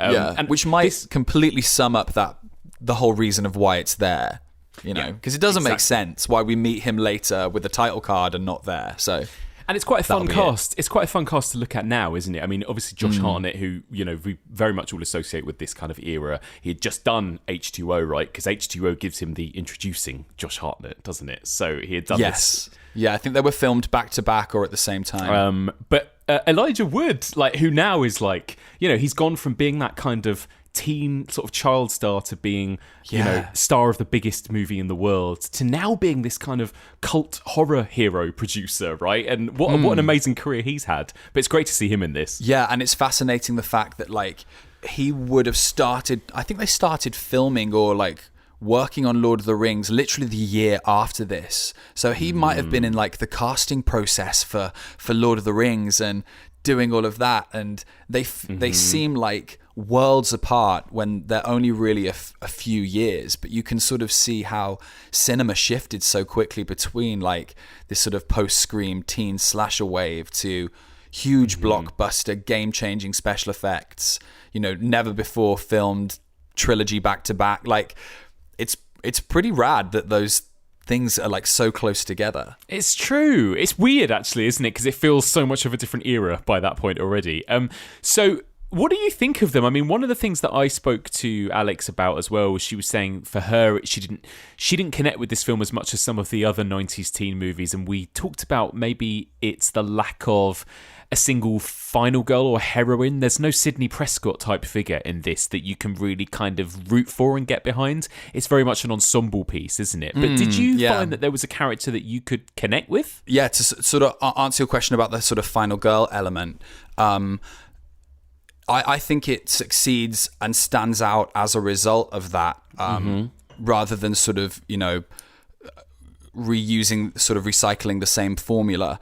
And it's funny, there's a little joke in The Cabin in the Woods, actually, where I think they're alluding to The Faculty, where they talk about how the Americans almost didn't, the Americans failed one year and, like, had to rely on another country to sort of, like, you know, appease the gods in that film. Sorry for me spoiling things to do with The Cabin in the Woods. But they talk about that it was 1998 and it was a fault of the chem lab department. And it's because in this film, none of the kids die. There's not a single teenager that dies. Like, all of them live. Yes. Because it's not a slasher where people are getting killed. And it's the chem lab department would be, like, I'm guessing Josh Hartnett's sort of, like, scat drug. So yeah, there's that. So I think the film sort of, I think for me benefits, but I think Alex West is right that, like, there isn't really a main character sort of to cling on to. Like, you do have Casey, but also, is it Zeke or is it the new girl Mary Beth? Are we supposed to, like, be sort of in with her and, like, is she like the audience surrogate too? Stokely is sort of emerges as the hero almost, doesn't she? Yeah. But for me personally, who I related to is definitely Elijah Wood. I think for me, he reads as queer for sure. Just some of the dialogue and the way that he speaks. You know, when Usher, like, knocks him against the lockers and he's like, sorry, I was breathing here. And then when he talks to Delilah in the staff lounge and he's like, you can be a pretty cool human being when you're not being a first class grade A bitch. And it's like, that isn't something that I don't think a little straight lad would have said age 17. So I completely related to those kind of, like, quips that he would make, and just his sort of inherent sort of femininity almost. Like, so Elijah Wood's character Casey was definitely the one I related to for sure. Hey, yo, piss watch, you're in my way. I'm sorry, I was breathing here. Yeah, that's the problem. You're occupying my air, you anal probe. Hey, yo, stand. I can't work out if the dialogue in this is bad or kind of perfect, because it does, and you do feel maybe that Kevin Williamson, bless him, probably was very overworked at this point and overwrought. Yep. The dialogue is not as good as Scream, for example, right? But also, this is something I know that you've pointed out, and I think you mentioned in our Scream discussion, that sometimes on the page that dialogue does read as a bit kind of cheesy and rubbish, but because the actors the actors in Scream were so good and delivered it in such a kind of weird off-kilter way that it works. I don't know whether it's the performances or the script, but for me some of it does feel clunkier in The Faculty. You know, these kind of one-liners and this kind of, yeah, you're breathing my air, anal probe, but this kind of stuff. Yeah, right? yeah. But also, in some ways, I'm like, is that actually more accurate to what teenagers spoke like? Probably is in some ways, right? But it's not as smart, and it's not as... There's something less aspirational and smart about the dialogue in The Faculty compared to, for example, Scream. Do you know what I mean? Well, I think with The Faculty, there's a really specific job that the script has to do, and it's that Act 1 and Act 2 have to show you these two opposites. And so Act 1 is giving you all this dialogue and these characters that are kind of awful. Not 2000s awful, but like they're grim. They're sort of from a school that has no money. They are like aggressive, rude. We've got John Abrams and Summer Phoenix, who's Joaquin and River Phoenix's sister. Oh, yeah. They play fuck you boy and fuck you girl. Fuck you. That's really brummy. Fuck you. They play those two characters that are constantly like, basically like abusing each other, like really violent couple. And then you sort of see gradually in the background that like one of them becomes more sort of like zombie-like, and then the other one joins, and then they're like this perfect happy couple arm in arm. And I think the script is having to do that. It's having to show the first half being like kind of really aggressive and over the top, so that then when the characters become more, well, when they become sort of like inhabited by the alien parasite, it's a different, there's a real hardcore switch there. So I think that's probably why the script is doing all of that. Yes, you just feel it more, don't you, I guess? You feel those mechanics a bit more. And also, not just when they change to become aliens, but also just when the archetype is stripped away a bit. So in that Breakfast Club way, where it's like, oh, Zeke actually is a genius and he's really into science, or like Stokely's actually like a really lovely, sweet, nice, kind person. She's not this like moody goth necessarily, or whatever. Like all of those kind of archetypes. It does that Breakfast Club thing, doesn't it? Where it's like, here are your kind of 6 freeze frame images of these kids, and actually none of them are really going to be like this the more you get to know them, I suppose, kind of thing. Yeah, the nerd can be the hero. Yeah. The jock is sensitive and wants to focus on his studies. And unfortunately, with Stokely specifically, her character she's pretending to be a lesbian because she wants to like keep people away from her because she's incredibly antisocial, and that's the element that doesn't work, especially when you've got the incredible Clea Duvall playing the role, who is, you know, out as queer, playing a role that I think a lot of young women would have like looked up to and sort of like related to in the way that I sort of related to Elijah Wood's character, as being this sort of like queer icon, and then she's actually not. And that's one of the elements that's dated the film a little bit, is that she's sort of using that as a mask, and like how awful it would be to be a lesbian at school, that you know, oh, that's what I'll do to keep people away from me because people can't stand, you know, lesbians, you know what I mean? It's absolutely, so that's where the sort of the interior life of these sort of stereotypes doesn't quite work with her character. But it's just a product of its time. And if I'm honest, when I'm watching it, it doesn't affect my enjoyment of the film. It's just something that I'm very aware of as I'm watching it. Yeah, it's true. She's still a badass. She's awesome. Fucking love her. She's brilliant. So that's all of our sort of main group of kids. Then we're introduced to the teachers, right? The faculty in the staff room. And again, like you mentioned earlier, an incredible cast, actually, of actors playing these teachers. So we've got Salma Hayek and Robert Patrick and Piper Laurie and Jon Stewart. What do you think of this half of the cast who play the faculty themselves? They're great. I don't think they're quite as fine-tuned as the kids are. I don't think there's quite enough time in the script to do that. And I think that's one of the reasons why the pacing is a little off, because it sort of it's got like double the cast almost. Yes. But they are great, and all the stuff is there. You just have to really like watch for it. Just sort of the way, you know, the coach is a real sort of hard ass, but then Yes. When he's been taken over, he's sort of a Mellowed. little bit more mellow. Yeah, for sure. Yeah. And Piper Laurie gets like, she's like really like nerdy and shy drama teacher, and then she comes in fucking campus tits, walking around, just like eyeballing every student with her like, you know, flat ironed hair and like her scarf flung over her. It's brilliant. It's so fucking amazing. camp. Yeah, you're so right. It's like, I wouldn't have known it at the time, but you watch it now. If you watched it for the first time now, you'd be like, in the opening scene, oh, this is an interesting role for Piper Laurie to play, and then one scene later you're like, oh, okay, that's why Piper Laurie is here in this. That's why she is the role. Yeah, and it literally is a scene later. She only gets that little moment at the beginning, which is why I think they have to have that sort of not cold open. They have, because you've got to introduce those characters and see how they change later on. But she is to die for. What a queen. Love her. Yeah. What a queen. Salma Hayek as well is great. But again, her thing is just that she's ill. Like, she's got the sniffles. That's like her thing, isn't it, really, as well? And then she's not. Yeah. Yeah, exactly. I know. It's true. That's her character change. It's true. They, like you say, these characters all have to have a thing. They have a single thing about them, basically, and that's all they really get time for. But again, it's like, because they're played by such memorable actors, it's kind of still enjoyable to watch them all interact, isn't it, I think? So let's talk a bit about the alien kind of itself, I suppose. So we get that kind of discovery, right? Casey kind of finds the little dried up kind of alien organism thing, and there's that whole sequence where they drop it into the fish tank and it comes to life and it bites the teacher's hand and all of that. What do you think of that kind of alien creature as a design and the way it's kind of portrayed throughout the film?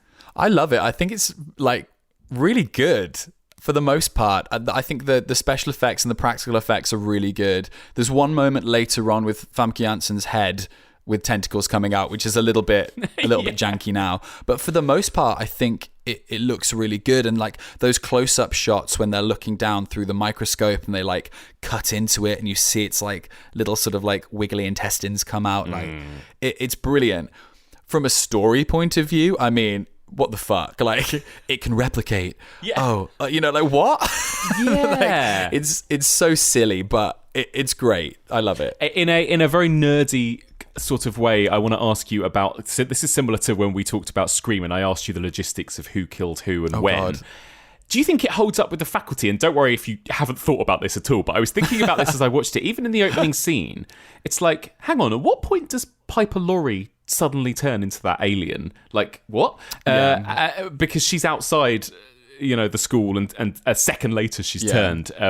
And yeah, like the logistics of how it all works. Because in Invasion of the Body Snatchers, they are actually creating doubles. They're creating replicants of those people. So there is there is you, and there is also your alien pod person double. And when the double is created, their human body kind of disintegrates and fades away.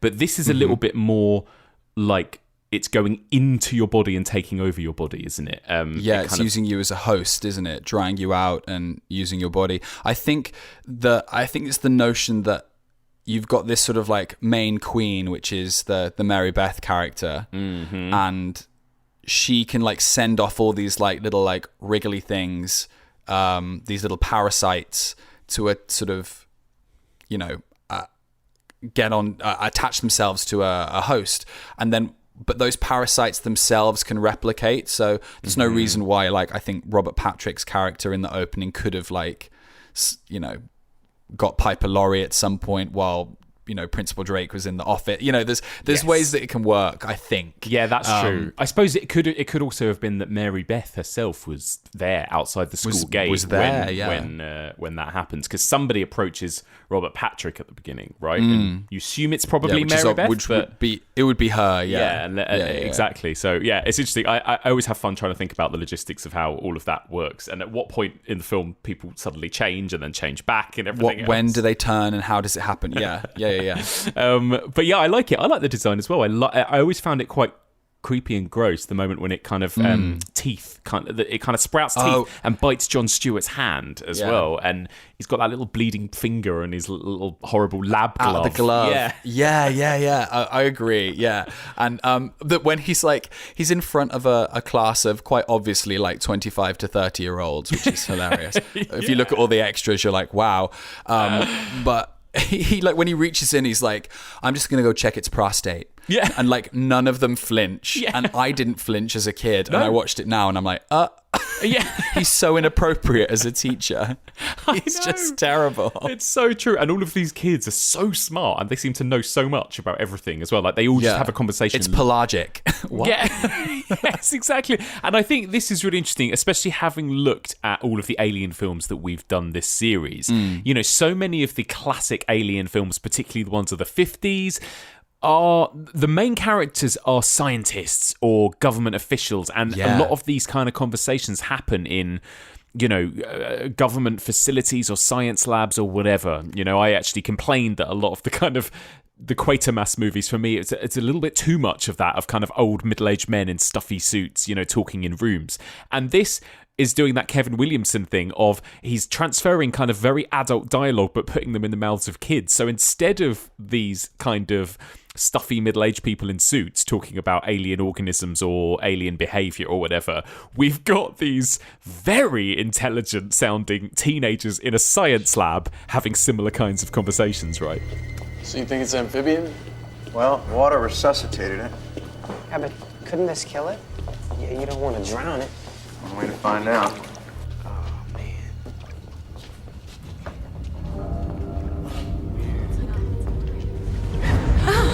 It's all right. It's okay.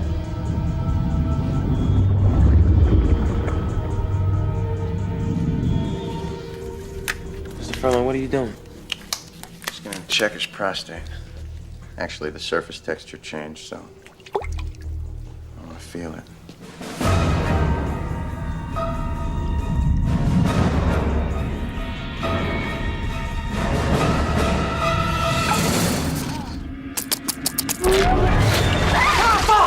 Did any of the film when you first saw it scare you? Do you find this a kind of effective, scary horror film in any way?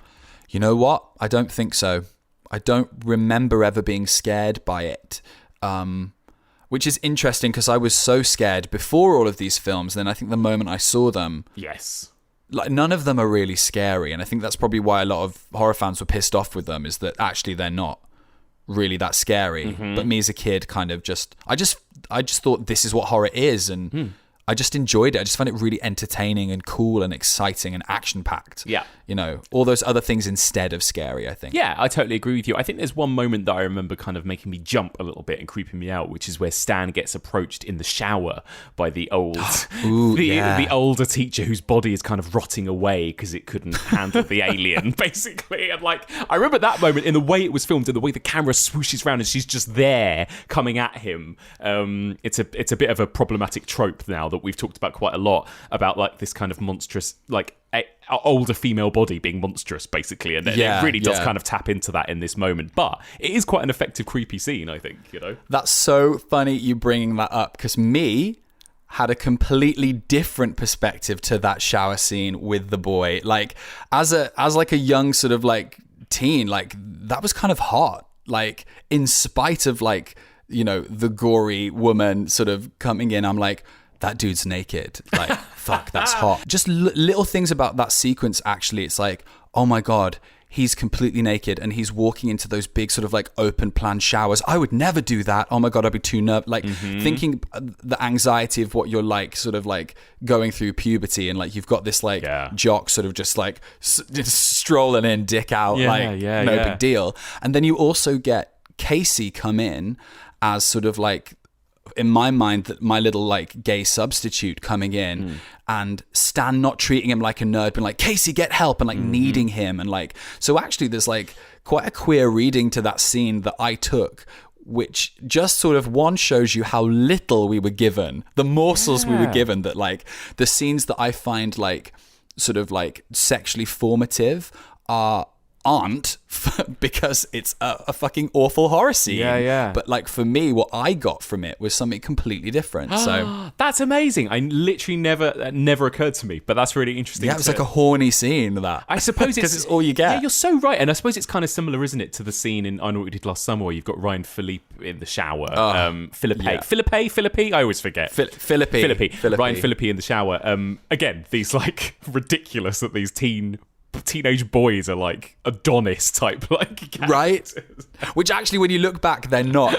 They've got like skinny abs. Yeah. But at the time, you're like, oh my God, ripped.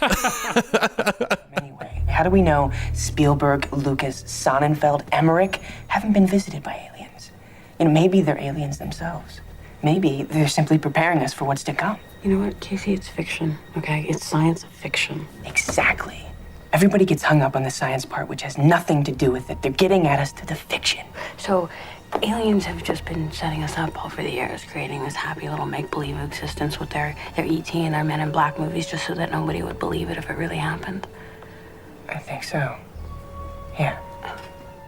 Let me ask you about the most kind of Kevin Williamson-y meta moment in the film, which is the library scene, isn't it? It's almost like the kind of the faculty's own version of Randy and Scream explaining the rules of how to survive a horror movie. Yeah. This whole conversation they have about, you know, horror filmmakers and alien science fiction filmmakers and writers and Invasion of the Body Snatchers, all of that. It's it starts, doesn't it? Because Casey kind of approaches Stokely as the kind of science fiction nerd. Is that right? Yeah, Casey grabs Stokely and is like, you're the you know, the sci-fi, because she's always reading like science fiction books and she's really into that whole kind of thing. Yeah. And yeah, so she's the one that sort of fills them in on the Invasion of the Body Snatchers, which was actually like a riff on the Puppet Masters, so that's how they figure out it's parasites. Yeah. But Casey's the one that's sort of talking meta and sort of saying, you know, maybe Spielberg, maybe George Lucas, maybe they're aliens, and what they're doing is using fiction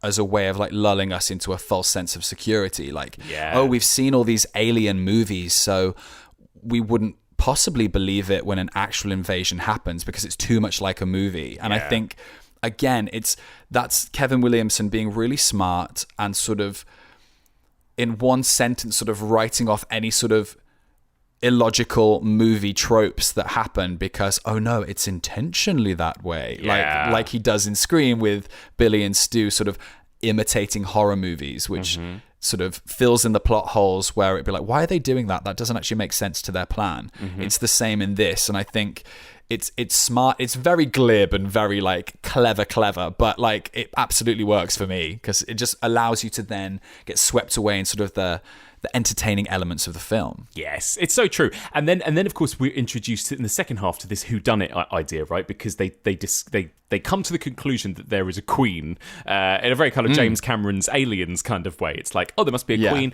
and also there is this idea of who's the queen. So you're back to that Kevin Williamson whodunit right strand, and then also you get this amazing scene, which obviously I now as an adult know it's very much a riff on John Carpenter's The Thing, where they discover that the weakness is this kind of caffeine. What is it again? They call it scat, right? Scat, yeah, horrible name. And it's sort of they put it in like Bic pens, and it looks like cocaine. Yeah, but it's just caffeine pills. It's supposedly like and it dries out the aliens because they thrive on water. They're from like a water-based planet. I love it. It's so good. So this is the aliens' weakness. So they've discovered that this is how they can find out who's an alien and who isn't. So they all sit around and they all have to sniff the caffeine powder, the scat, right? And this scene is obviously lifted straight from John Carpenter's The Thing, isn't it? It's the blood test scene from The Thing. It is. Nowhere near as tense. No. Which is just a sort of testament to John Carpenter. But yeah, it's completely doing that. And it's interesting now that we've had the moment where, Casey and Delilah have been attacked and they fully believe that the aliens are sort of taking over. And we've had the principal come back who died in the opening scene, and we've got characters that you think have died keep coming back, so it's all very confusing for them. But we're into Act 2 now, and this is where we sort of see like the characters start to shift. So we've got Delilah's character that comes in, classic. She's the sort of glamour puss, like mean girl, but no, she's coming in glasses and a ponytail because she's incognito. Ridiculous. Yeah, it's like the Clark we Kent. start to see the for sure, and we start to see the sort of shifts in the characters here, and we don't know who it is and isn't. And it does turn out to be Delilah in the scene, as they're sort of the last two to sort of like sniff the drug. Yes. And she sort of freaks out and like smashes all of the equipment. So they've only got a few sort of like, I don't know, grams or whatever. They've got just a small amount left that they can use. Yeah. It's because there's that, because they all do it, don't they? And then it's Mary Beth and Delilah left at the end, right? And of course, both of them are aliens at that point. But there's this kind of like, distraction because Delilah goes nuts and no one sees that Mary Beth with her tentacle finger. Her tentacle finger like uncaps the Bic pen.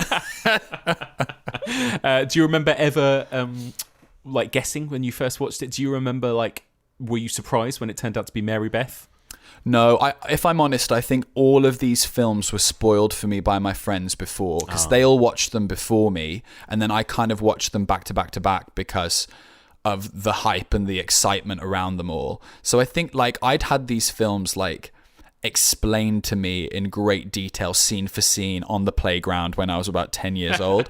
So I don't think any of the plots surprised me, but the way that the stories were told and directed, and because you have like a different image in your head based on what people tell you rather than what you're actually seeing. So but yeah, no, so it wasn't like, ooh, am I figuring out who it is? It was, no, I know it's her, because all my like guy friends at school were like, yeah, and she's like totally naked at the end.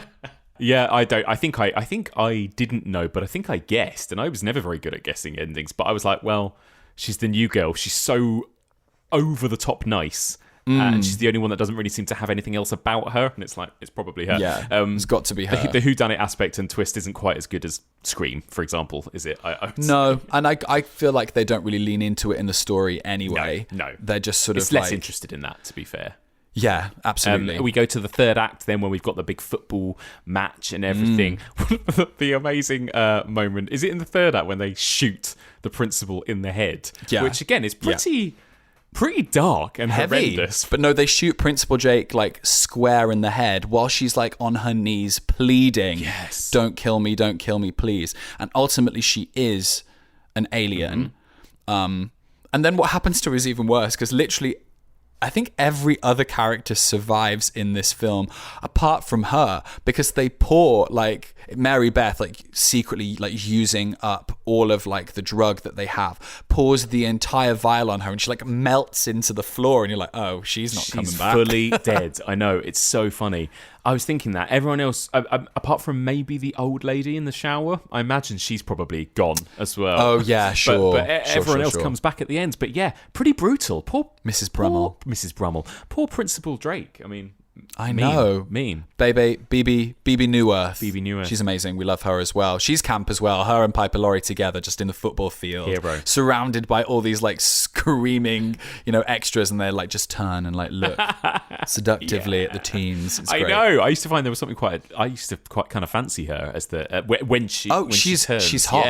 Yeah. She was also the aunt in Jumanji. Do you remember? Did you ever watch Jumanji? She was the aunt in that. Yeah. Oh, exactly. Of course she is. Yeah. And we haven't actually, like, flashing back a little bit, we haven't talked about Famke Janssen's complete takedown of Josh Hartnett, which is also incredibly hot. Yeah. So she's this sort of like young English teacher, very nervous, very shy, and Josh Hartnett is an absolute prick to her, and his character has obviously been held back, so he's probably 19, so he is of age, but it's still deeply inappropriate, the sort of how sexually aggressive he is with her. But she like gives it right on back when she's been sort of taken over by the parasite, and she's all in red, she's proper vampy, and she like rips him apart. You dickless drug-induced excuse for a human being. It's like so extra in front of everyone, and it's just superb. I love it. I love her in it. It's great. It does. You're right. It does have a lot of kind of camp energy, actually, this film, doesn't it? Very. You can... And then what do you think of the final act, the big old showdown between Mary Beth, when Mary Beth is revealed to be the queen, and there's that kind of final sequence in the gymnasium with the stands, the big stacks kind of closing and opening, all of that. What do you think of that whole final sequence? I think it's really good. I think that the third act generally is probably the weakest part. It all feels a little bit rushed, and I think the reason for that is because they have to do so much work in Act 1 to set up so many characters that your sort of first act runs over by like 10 minutes. It's about 40 minutes when normally it should be like 30. Right. And so they have to keep the film within a certain time frame. And so Act 3 is a little bit choppy. We get there are so many characters, right, as well, that it has to kind of sort of dip into and say what's happened to them. Yeah, absolutely. And we get, they kill the principal. Stan sort of runs off because they think it might be the coach. Then he comes back, and it's within like a 1 minute scene, and we have him kiss Stokely, and like they have their romantic moment. And then literally a minute later, they're playing as if they were like tortured lovers that like are having to say goodbye to each other, and it's like really horrifying. And then we have the sequence on the bus and all of that kind of chase, and Josh Hartnett like crashing his car and them getting like all of this happens like rapid fire, and it's really fun and entertaining, but it doesn't quite have maybe the emotional stakes that the sort of third act of Scream does, for example. Totally. But I think the final sequence in the gymnasium with Mary Beth is really good. For two reasons. One, aquatic horror is always going to scare me. I don't know why. I'm scared of anything under the sea. And so that moment where Stokely gets dragged into the pool and that like trail of blood from her face is going along the tiles. Because another fear of mine as a kid was slipping over and like cracking my head open because I was running in the swimming baths. Absolutely. That was like a little fear. So it's that combo. She smashes her face in and then gets dragged under the water. And then you see out of the murky swimming pool this like giant alien. So that's probably the one bit in the film that maybe scared me as a kid and sort of gives me the shivers now. But I love what she's saying. I love her speech at the end, which is, basically, you all feel alien, all of you. And I can make you, ironically, me, the alien, can make you the best version of yourself. The nerd can be popular.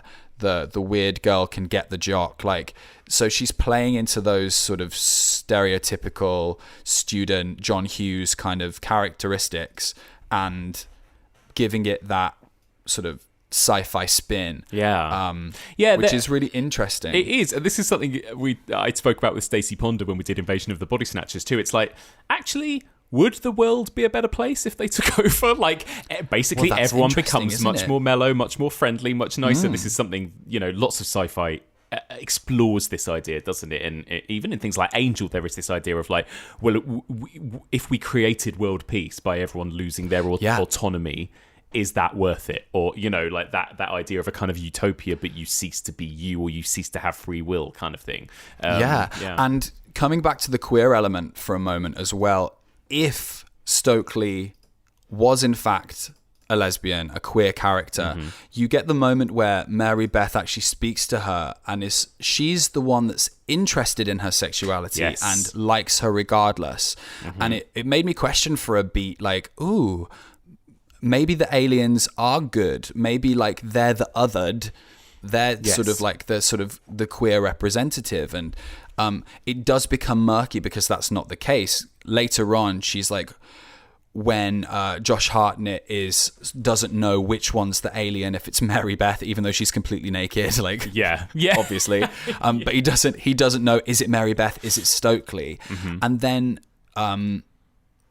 Mary Beth weaponizes Stokely's sexuality and says, we don't know who she is. Is she gay, straight, lesbian, alien? Like she goes through all of those things. So actually she's not as well-meaning as she first appears, and is kind of just using humanity effectively and using their weaknesses to get what she wants for survival.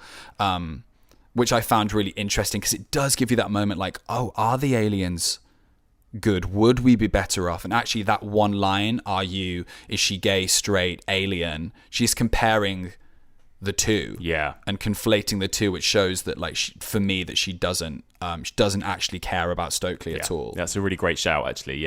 And then we get that sort of final showdown with Casey. I always found that quite gross, that bit when they kind of shoot those little things into Elijah Wood's face. Horrible. I love this part where like they trap the alien in under the bleachers. I just thought that was so cool. I was obsessed with like American high schools anyway, so like seeing the bleachers like play a part in it was like that was really wicked.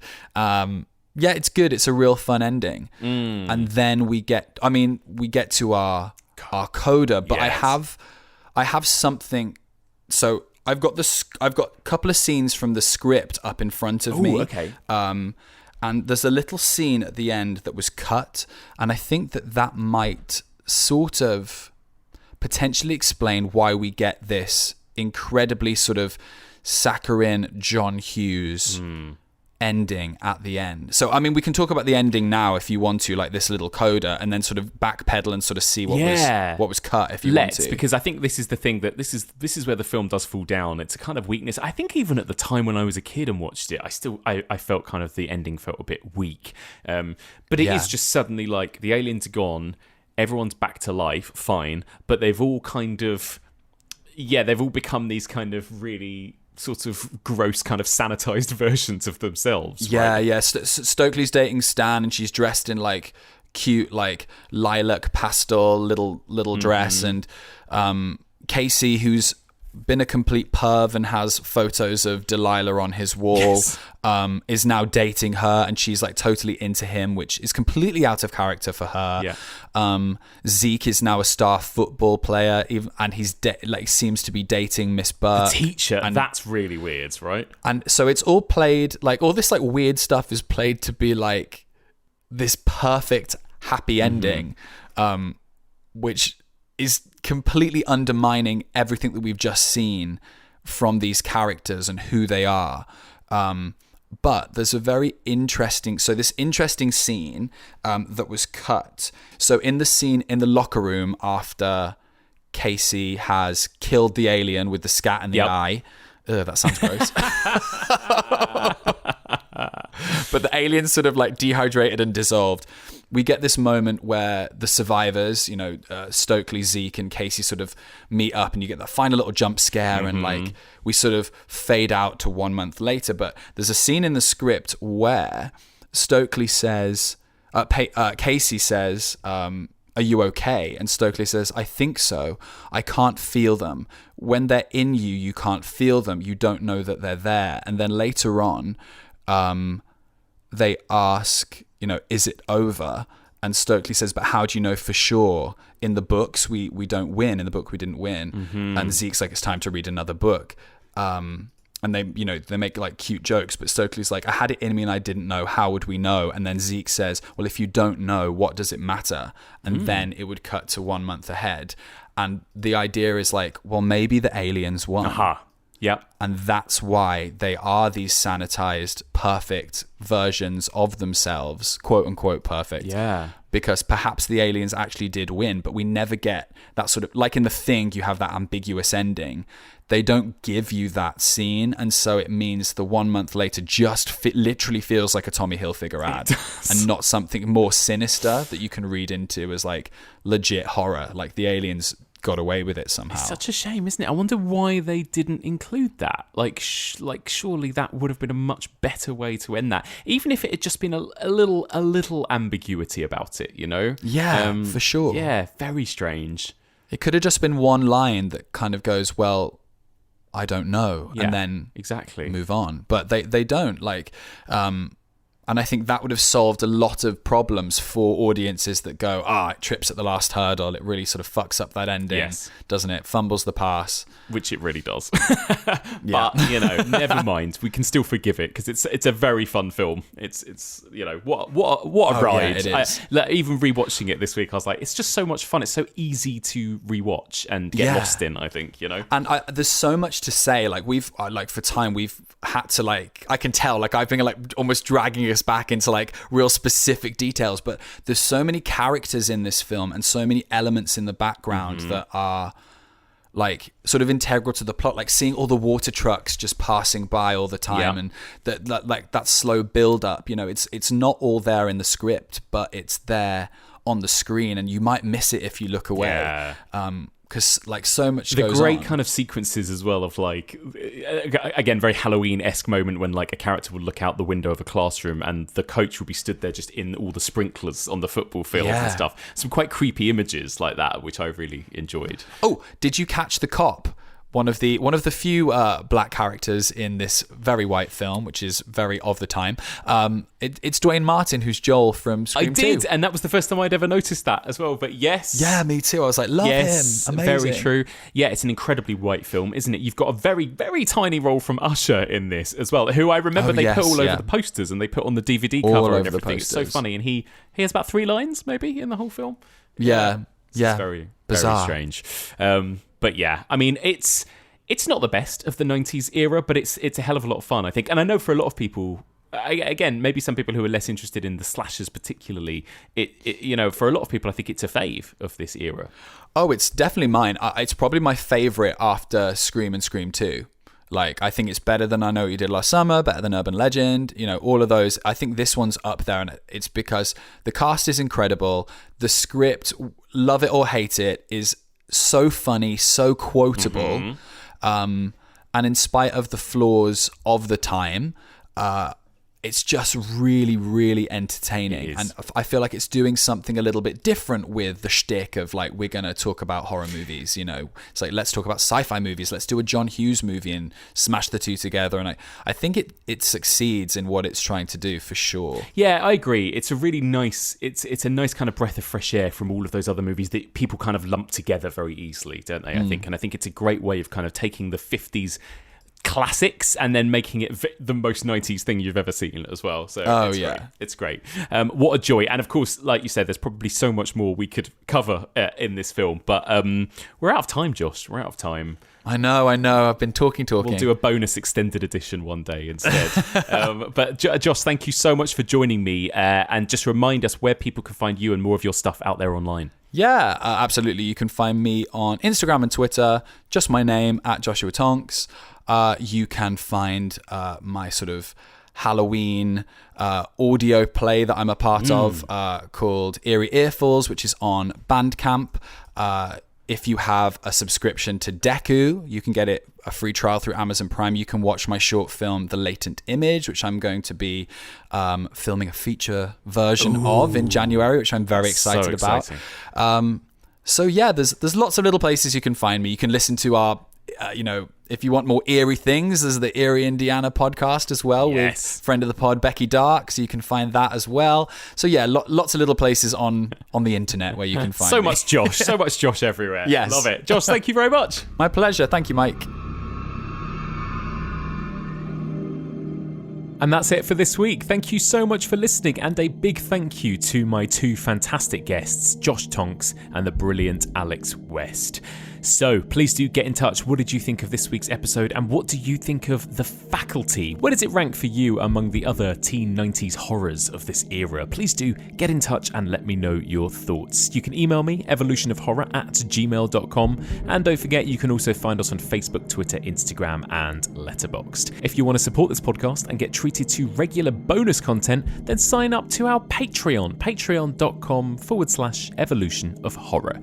You can find this podcast on all the regular podcast places, and if you get a sec, I would be so grateful if you could drop us a little rating or review on Apple Podcasts, preferably a nice one. That would really help us get discovered by new listeners. So, on to next week then. It's a biggie next week. We are going to be tackling another gigantic television show with a huge legacy. We're staying in the 90s because next week I'm going to be joined by Anna Bugutskaya, and we are going to be discussing none other than The X-Files. It will work as a kind of a fairly spoiler-free discussion. Similar to our Doctor Who episode a few weeks ago, we will be discussing this movie broadly as a whole, the history of the show, the impact of the show, and then we will be recommending 10 or 20 of our favourite episodes. Cannot wait. Join us next week for all of this and more on the evolution of horror.